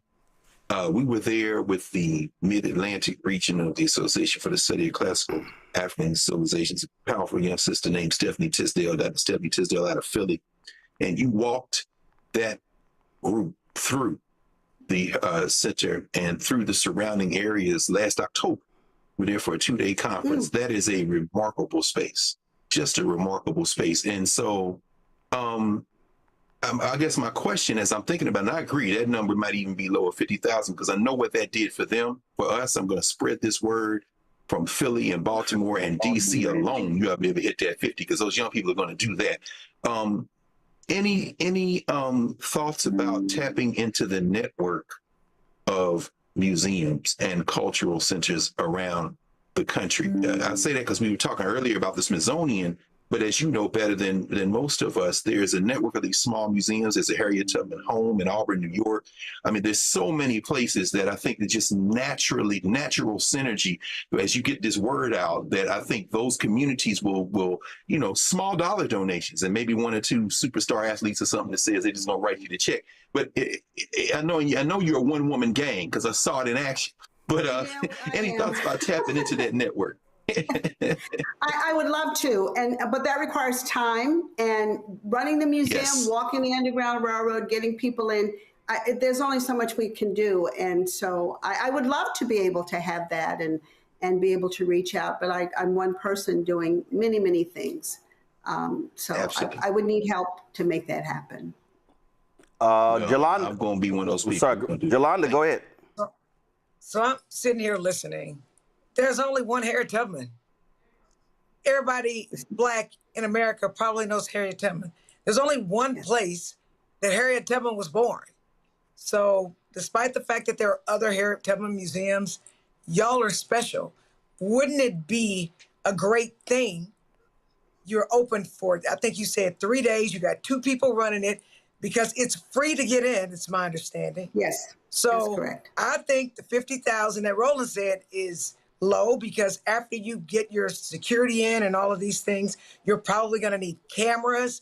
You may even need to have security watching, because in this day and age under Trump, they are literally trying to destroy Black history, and there's a special place in hell for whoever broke into your museum. And so I think that you should really commit Roland's question to you to see what amount of money you need, not just to get back to where you were, but how to grow your museum. So I'd be curious to know what you think about those thoughts. Good question. And I'm not sure I have the answer. I spend a lot of time writing grants and doing walking tours. That's how we raise money. So still there's things I have to ponder. And I must apologize. I'm a little unprepared for these questions, because it's just been my objective to get people there to promote the great legacy of Harriet Tubman. And with just one other person helping, it's quite difficult. And what I need are bodies. But ideally, if I had $500,000, and even that's a small amount of money, and I know that would take us a long way, first of all, to be able to hire help. I'm a volunteer. I retired, and I'm a volunteer. But I know that for the sustainability of our museum, we need younger people to help us, and we need to pay them. So if I think of a number, yeah, sure, $500,000 would take us a long way. But I have to deal with where we are right now, and the objective is to get the museum reopened so we can start having our people come in and continue giving lectures and talks and walks about Harriet. Well, and that's why, and so the reason I said that, because I think the number you gave, again, first of all, it has to be aspirational. It has to be, because again, the whole point is, and this is something that I need our audience to understand, and I've been talking about this for years. Even when I was at TV1, whenever I travel giving speeches, I would often do my show from a Black museum. So I remember there's a Harriet Tubman statue at Southern University, as a museum that Southern University Shreveport has. I did a show from there. We did, of course, Birmingham Civil Rights Institute. We did it from the National Underground Railroad Freedom Center in Cincinnati. And there were some other places. And so I would often do that, because I wanted to make people aware of a lot of these museums. And what people don't realize is, I mean, there are a number of places all across the country that people just don't even know about that are telling our story. But the reality is, a lot of those places are run by volunteers. These are people who are committed their lives to telling those stories. And the concern that I have is that, listen, as people become ancestors, as people get older, that we don't want to see those museums die. In fact, when I was in Memphis a few weeks ago, I had no idea. I was there in front of the "I Am a Man" statue, and a sister came up to me. Give me 1 second. I got it right here. And I had no idea. I had never heard of the Slave Haven Underground Railroad Museum in Memphis, and they've had been there. Had never heard of it. And so she came up to me. There were some issues that they had with some financial issues, and I said, "Hey, send us some information. We'll be gladly have you, on the show." But for the purpose of the audience, understand what you're describing. There are places all around the country, and if we don't support then those places don't exist. And then that means that, and again, I have great appreciation for the National Museum of African American History and Culture in Washington, D.C. But listen, we had the sister who's the CEO of the International African American Museum in Charleston, where they have to furlough their work. They got 20 full-time workers, and they're furloughing them because they've got, I think it was a $6.5 million budget shortfall. And so to tell these stories, it actually takes money. What folks to do is, if you go to HarrietTubmanMuseumCenter.org, HarrietTubmanMuseumCenter.org, and there's a donate button. There's a donate button, and you see the various amounts. They are 501c3, so it's tax deductible, and so you can go ahead and write that off. And so we want you. So this is what I want. So I want our audience. In the next 24 hours to donate. I want to hit a number of $10,000 in the next 24 hours. And so what I'm going to do is I'm going to put this on the social media as well. We're going to put it out there. And so that's what I want to hit. So Linda, it's 7:52 p.m. Eastern. So I want you to, I don't know how much y'all have collected. I don't know in terms of when you donate. Let's see here. Matter of fact, so when y'all say, right, so let me just walk y'all through. Go to my iPad. So this is what I want y'all to do. So I want y'all to go in here. Everybody who's watching, I want y'all to do it right now. I want you to type in your name. And then I want you to type in your email. And then what I want you to do, 1 second. See, this is how we gonna track this thing. .com. And I want you, where it says donate in the name of, and I want y'all to put Roland Martin, the hashtag Roland Martin Unfiltered. That's what I want y'all to do. Hashtag Roland Martin Unfiltered. And then you see right here, y'all have the amount. So let's say $100. I just want to show people the window. So it goes to donate. And then let's see here. What do we have here? Okay, we got all this sort of stuff. We got phone number. We got a checkout. So you have. So it's all credit cards. So what I would suggest, Linda, and my web team can help y'all with this here. On your donate page, I would add PayPal, Cash App, Zelle, and Venmo, because a lot of people. It's so much easier. Somebody could just say, boom, here's $10 via Cash App. And so if y'all could open, with Zelle, that's tied to a bank account, you can use an email. You don't have to use a phone number.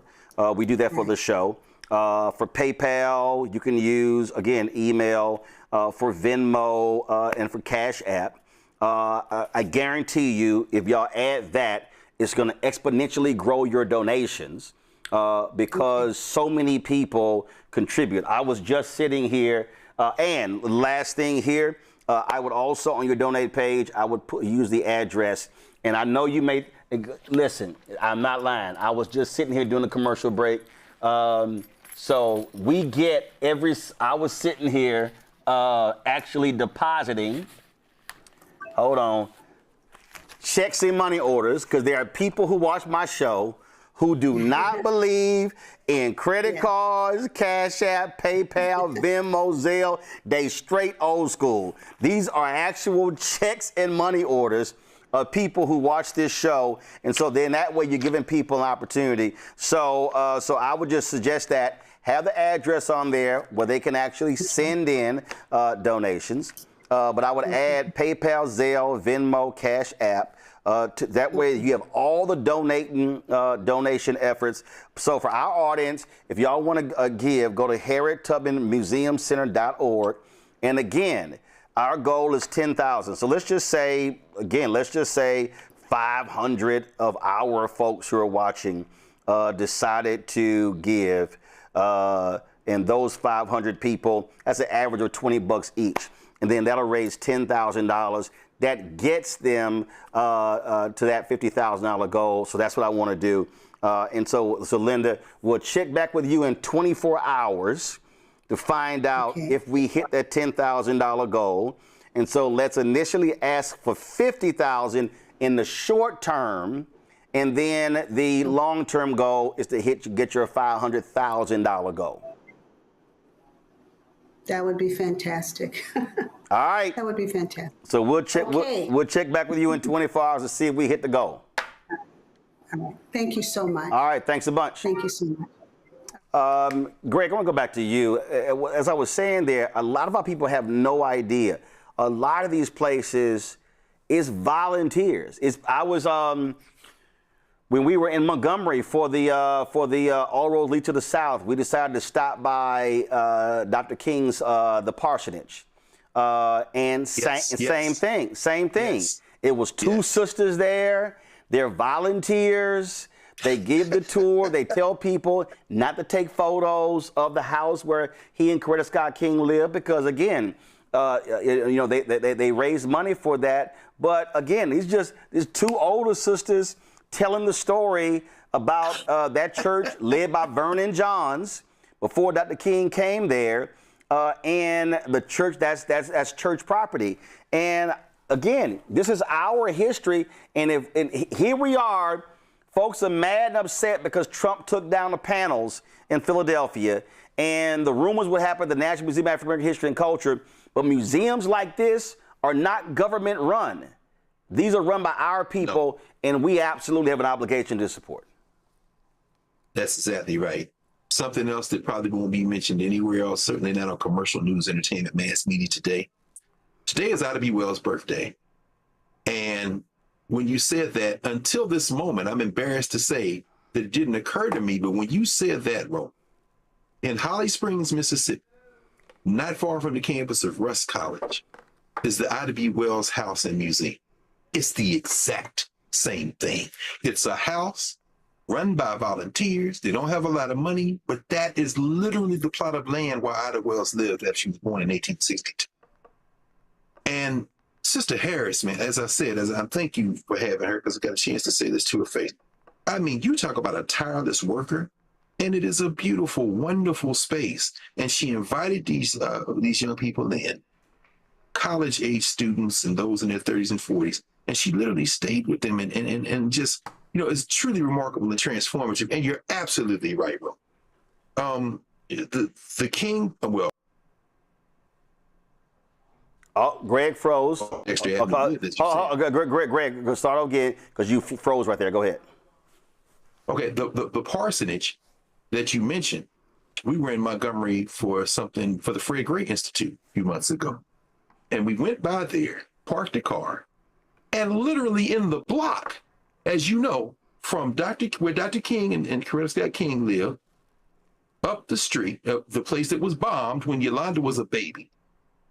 And then on the other end of the block is the doctor whose daughter is still alive, who wrote a book when the Freedom Riders came through CORE. They stayed there. And then you walk across the street and there's the Ben Moore Hotel, where Bayard Rustin stayed. And shout out, and it's a beautiful brother, and I know you know him, Roland. Brent Leggs. Brent Leggs has just been elevated to the director of the National Historic Trust. Because they give these micro donations, and I'm sure you'll be in conversation with him at some point in the very near future. He has spent his life in preservation, and they are a formation that give these small dollar grants. $10,000 may not seem like a lot, but to an Ida Wells Museum in Holly Springs, to a Harriet Tubman Center in Cambridge, Maryland, that is transformative. Yep. So what you did tonight, brother, is something that is going to change that circumstance for the better. And every time you post it up at a museum, and by the way, they cut the budget at the National African American Museum and Cultural Center in Wilberforce. That was the first federal museum, 1976, the bicentennial. The same year, the Philadelphia African American Museum was put in place because those black folk in Philly forced, of all people, Frank Rizzo, the racist mayor of Philadelphia, to give up some money. We knew how to use the bicentennial. I think we kind of lost the ball on the 250th. But when you post up there and broadcast, remember when you were there at the Black Wall Street Museum in Greenwood? I mean, this changes everything, Roland. What a beautiful, beautiful thing tonight. And thank you. And y'all give some money. I followed your instructions, by the way, brother, step by step. As you gave it out, said what to do. I was typing, so my money's already in. This is going to take a lot of pressure off that sister. That's a I didn't do it. So, but we'll go ahead and say it now. So, so what we're gonna do is, so y'all, we raise this money and we get this door fixed and get the security cameras and they open. So she said they're open 12 to 4, Thursday, Friday, and Saturday. So so this is what I think we should do. What we should do is either Thursday or Friday. Greg, you're on here Thursday, so maybe, so what we'll do is we'll actually do the show from there. And then we can do the show from there. We can I'll hit Mayor Brandon Scott. We can blow this thing out. I'll hit my girl Shalonda Stokes, who's over the downtown group, this whole job to bring stuff.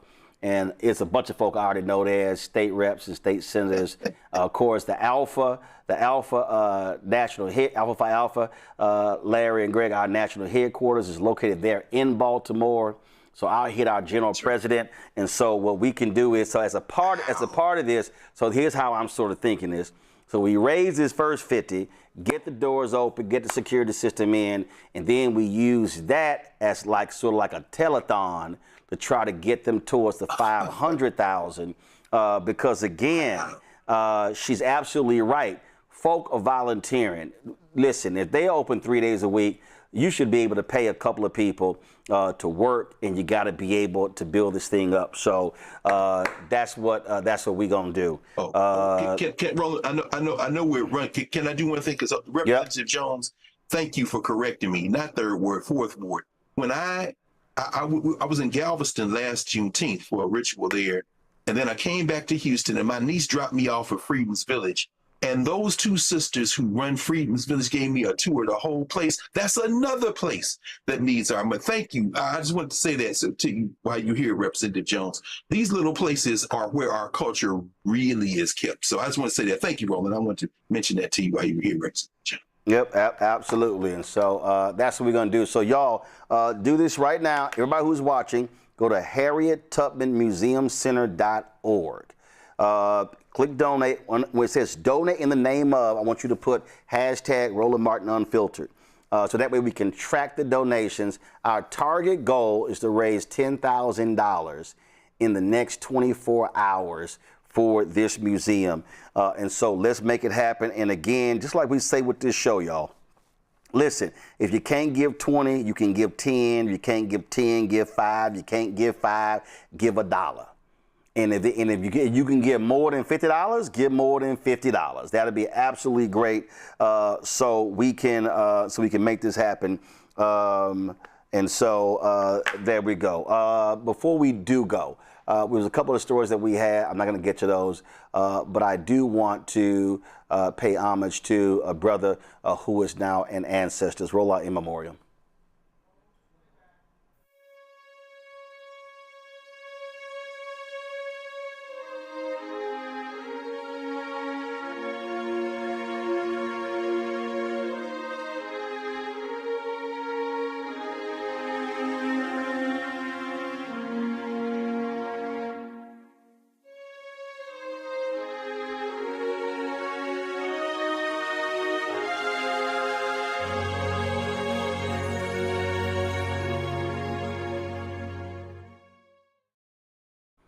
Folks, many of you who watched the show 227 might remember Hal Williams on that show. He spent a number of years in Hollywood, was a regular on Sanford and Son. Hal Williams passed away at the age of 91 years old. As I said, a long career in Hollywood, going back, of course, so many different memories. I've seen people posting their thoughts and reflections on his life, his legacy, and so we certainly remember him. 6 decades as an actor. He played Officer Smitty Smith on Sanford and Son, appearing in 22 episodes alongside Howard Platt's Officer Hoppy Hopkins.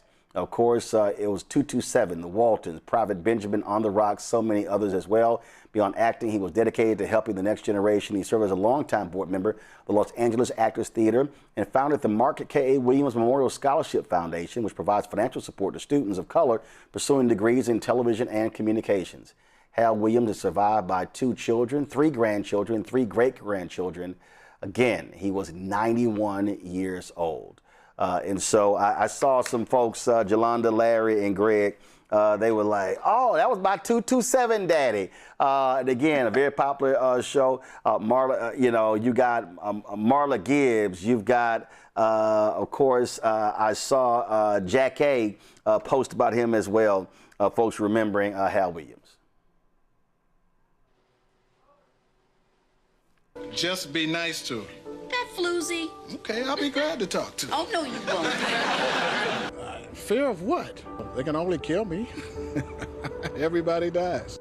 But I didn't know what else to say. I'm afraid we got some bad news for you. Fearless TV veteran Hal Williams, a favorite on sitcoms like 227 and Sanford and Son. Hey, what's going on? Why do you think Sanford It's just generally funny, funny, funny. One laugh after another all the time. Red Fox was a little bit...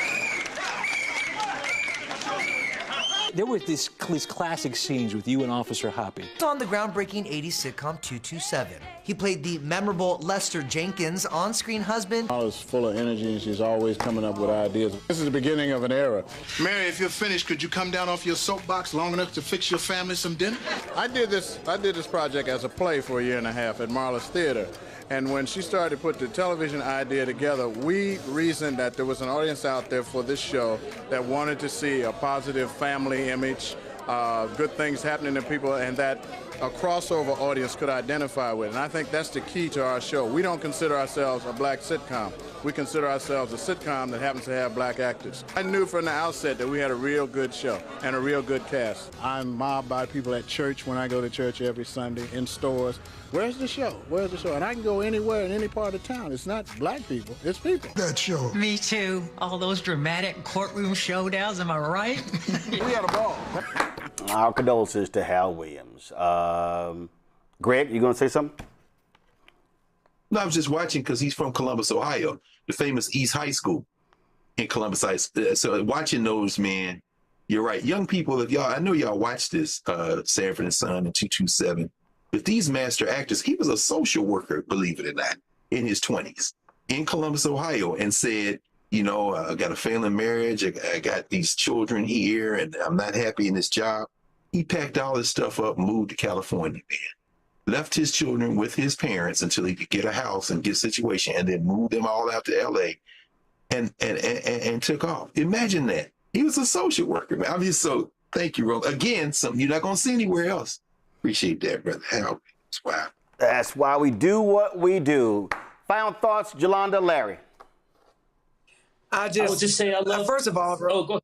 Hold on, Jolanda, John, you first. Go ahead.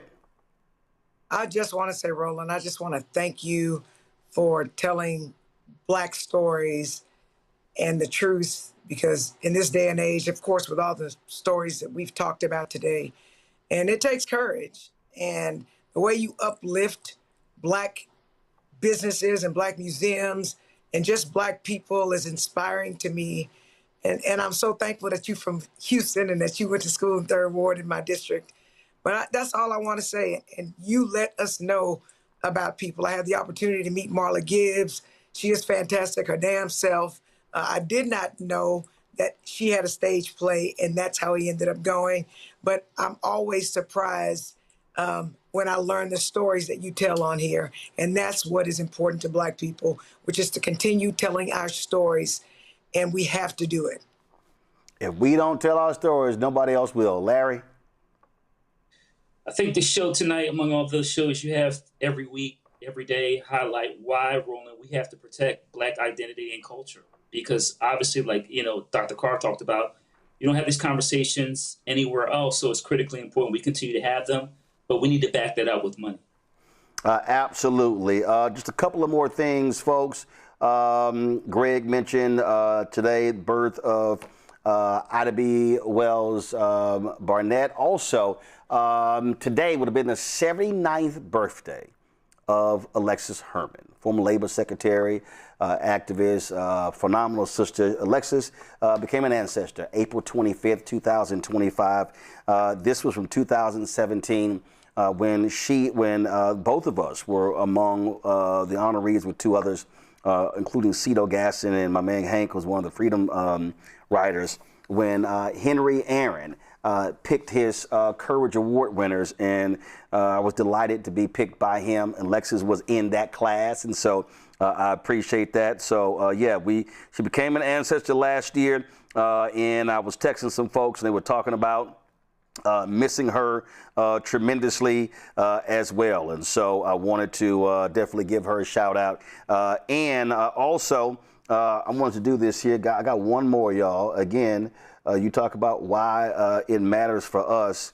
I saw Tara Hall. I saw her I saw her post something today, and I didn't realize that it was. Give me 1 second. Give me 1 second so I can pull this up.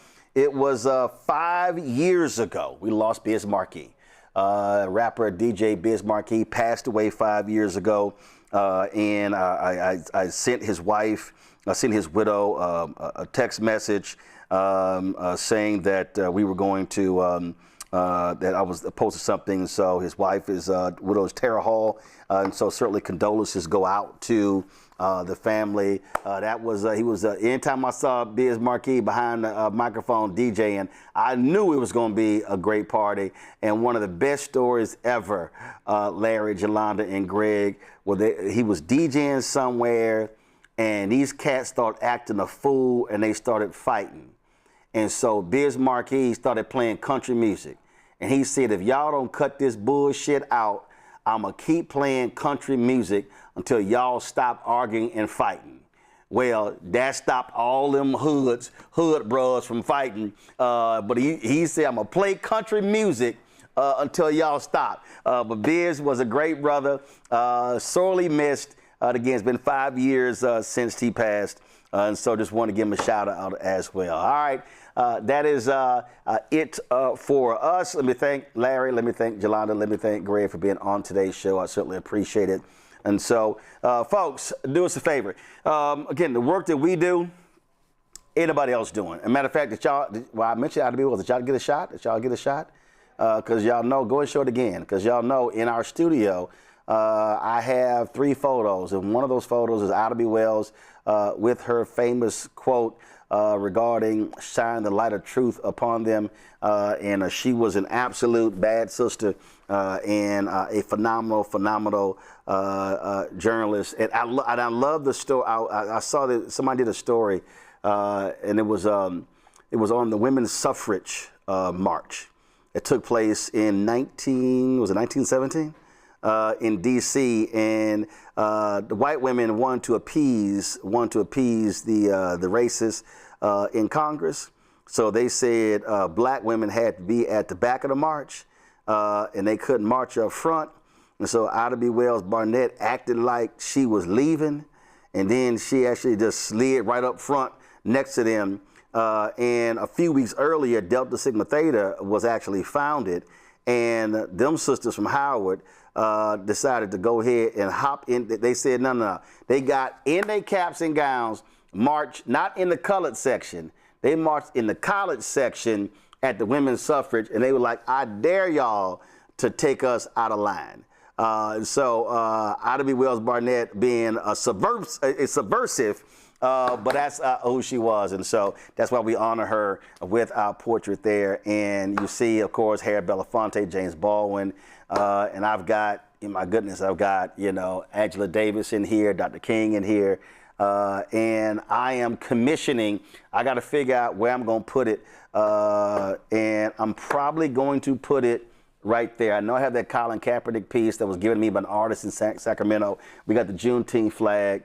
But I'm going to commission a piece. I have not decided what artist I'm going to hire to do it, but Paul Robeson.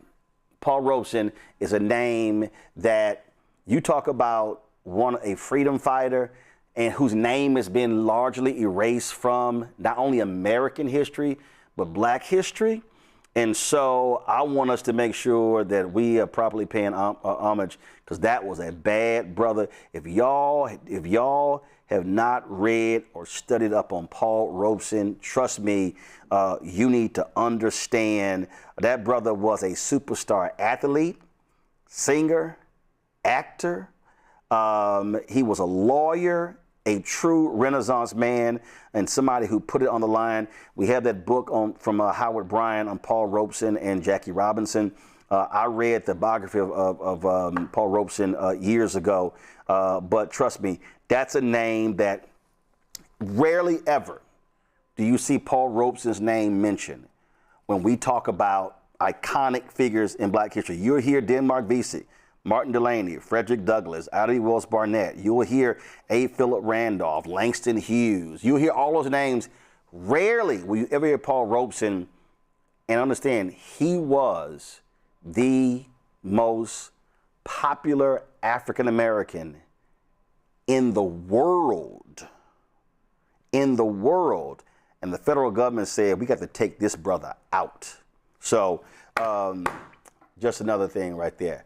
And his birthday is in April. I think April 5th is Paul Robeson's birthday. And I didn't realize it, Greg, but there is a huge mural. So he, of course, went to live with his sister, passed away in Philadelphia in 1976. And there's a huge mural that's never promoted, but it's in Philadelphia. And I said, man, I need to go check this mural out. And I had hit, the Alphas had the convention in Philadelphia last year. Wish I had known that. And I told our general president we need to have something dealing with Paul Robeson at our convention next year. But again, that's just one of the folks that, again, does not get mentioned. But when you talk about a bad brother, y'all read on Paul Robeson. It will blow your mind the kind of brother that he was. All right. That's it for us. I appreciate it, y'all. So you get a little news, you get a little politics, you get some sports, you get some history, you get some fundraising tips. Okay, we do all that here on Roland Martin Unfiltered. These other shows don't do that. And let me be clear. Oh, also I saw last week I looked up and we were number 45. On YouTube's weekly list of the top 100 shows. Normally what happens is we are we're in the bottom portion. The highest we've ever been, I think, was 41. It may have been 31. I can't remember. But we were 45. And here's the deal: there's no other show like us. There are other shows hosted by Black people, but there's no other show that is focused and dedicated. This is the graphic I put together on social media. There's no other show. And so YouTube's Top 100 podcast, we were number 45, July 6th through the 12th. And y'all, there's no other show that does what we do. We center Black people. Let me say that again.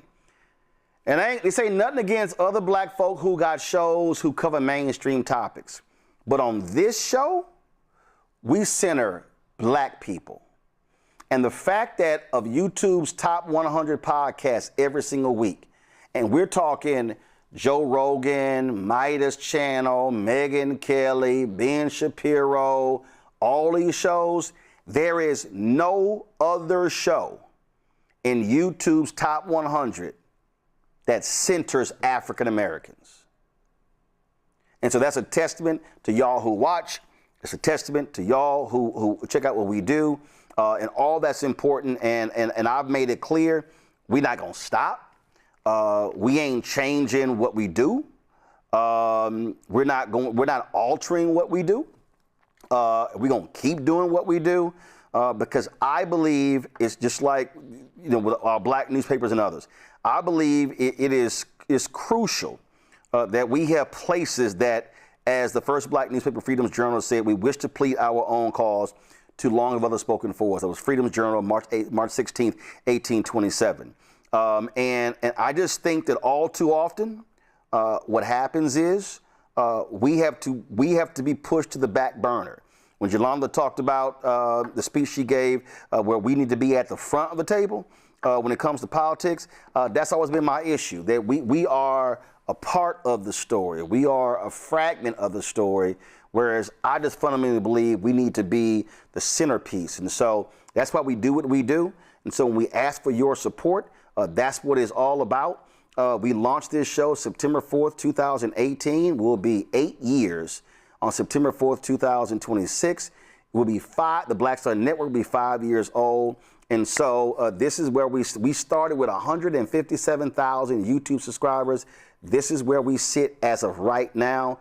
And so I would love for us to hit 2 million by September 4th. So I want you to, if y'all are watching and you ain't subscribing, click subscribe.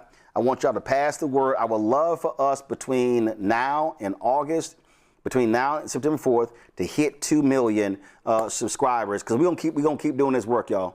Again, we're gonna keep centering us, our stories, our people. We're gonna keep paying tributes to our folks when they become ancestors, and we're gonna keep doing what we do. If y'all want to support this show via Cash App, use the Stripe QR code right here. That's also for credit cards. Checks and money order, make it payable to Roland Martin Unfiltered, P.O. Box 57196, Washington, D.C. 20037 -0196. PayPal is R Martin Unfiltered, Venmo RM Unfiltered, Zelle, Roland at RolandSMartin.com, Roland at RolandMartinUnfiltered.com. Download the Black Star Network app, Apple phone, Android phone, Apple TV, Android TV, Roku, Amazon Fire TV, Samsung Smart TV. If you want to get our Roland Martin Unfiltered swag, do me a favor, go to shopblackstarnetwork.com. shopblackstarnetwork.com. We don't just talk about it, we be about it. We created this as a place not only for our products, but also for Black-owned businesses. You see right here our America at 250 mug, where it says, tell the whole story. I should have said, tell the whole damn story.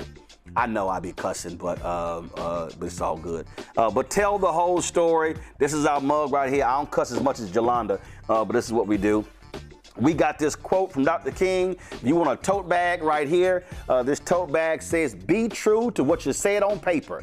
Dr. King's part from that sermon, April 3rd, 1968, Mason Temple, Memphis, Tennessee. I love this quote right here by Paul Robeson, and that's why I had it put on a shirt where he said, this is our home and this is our country. Beneath its soil lie bones of our fathers, for it some of them fought, bled, and died. Here we were born, and here we will stay.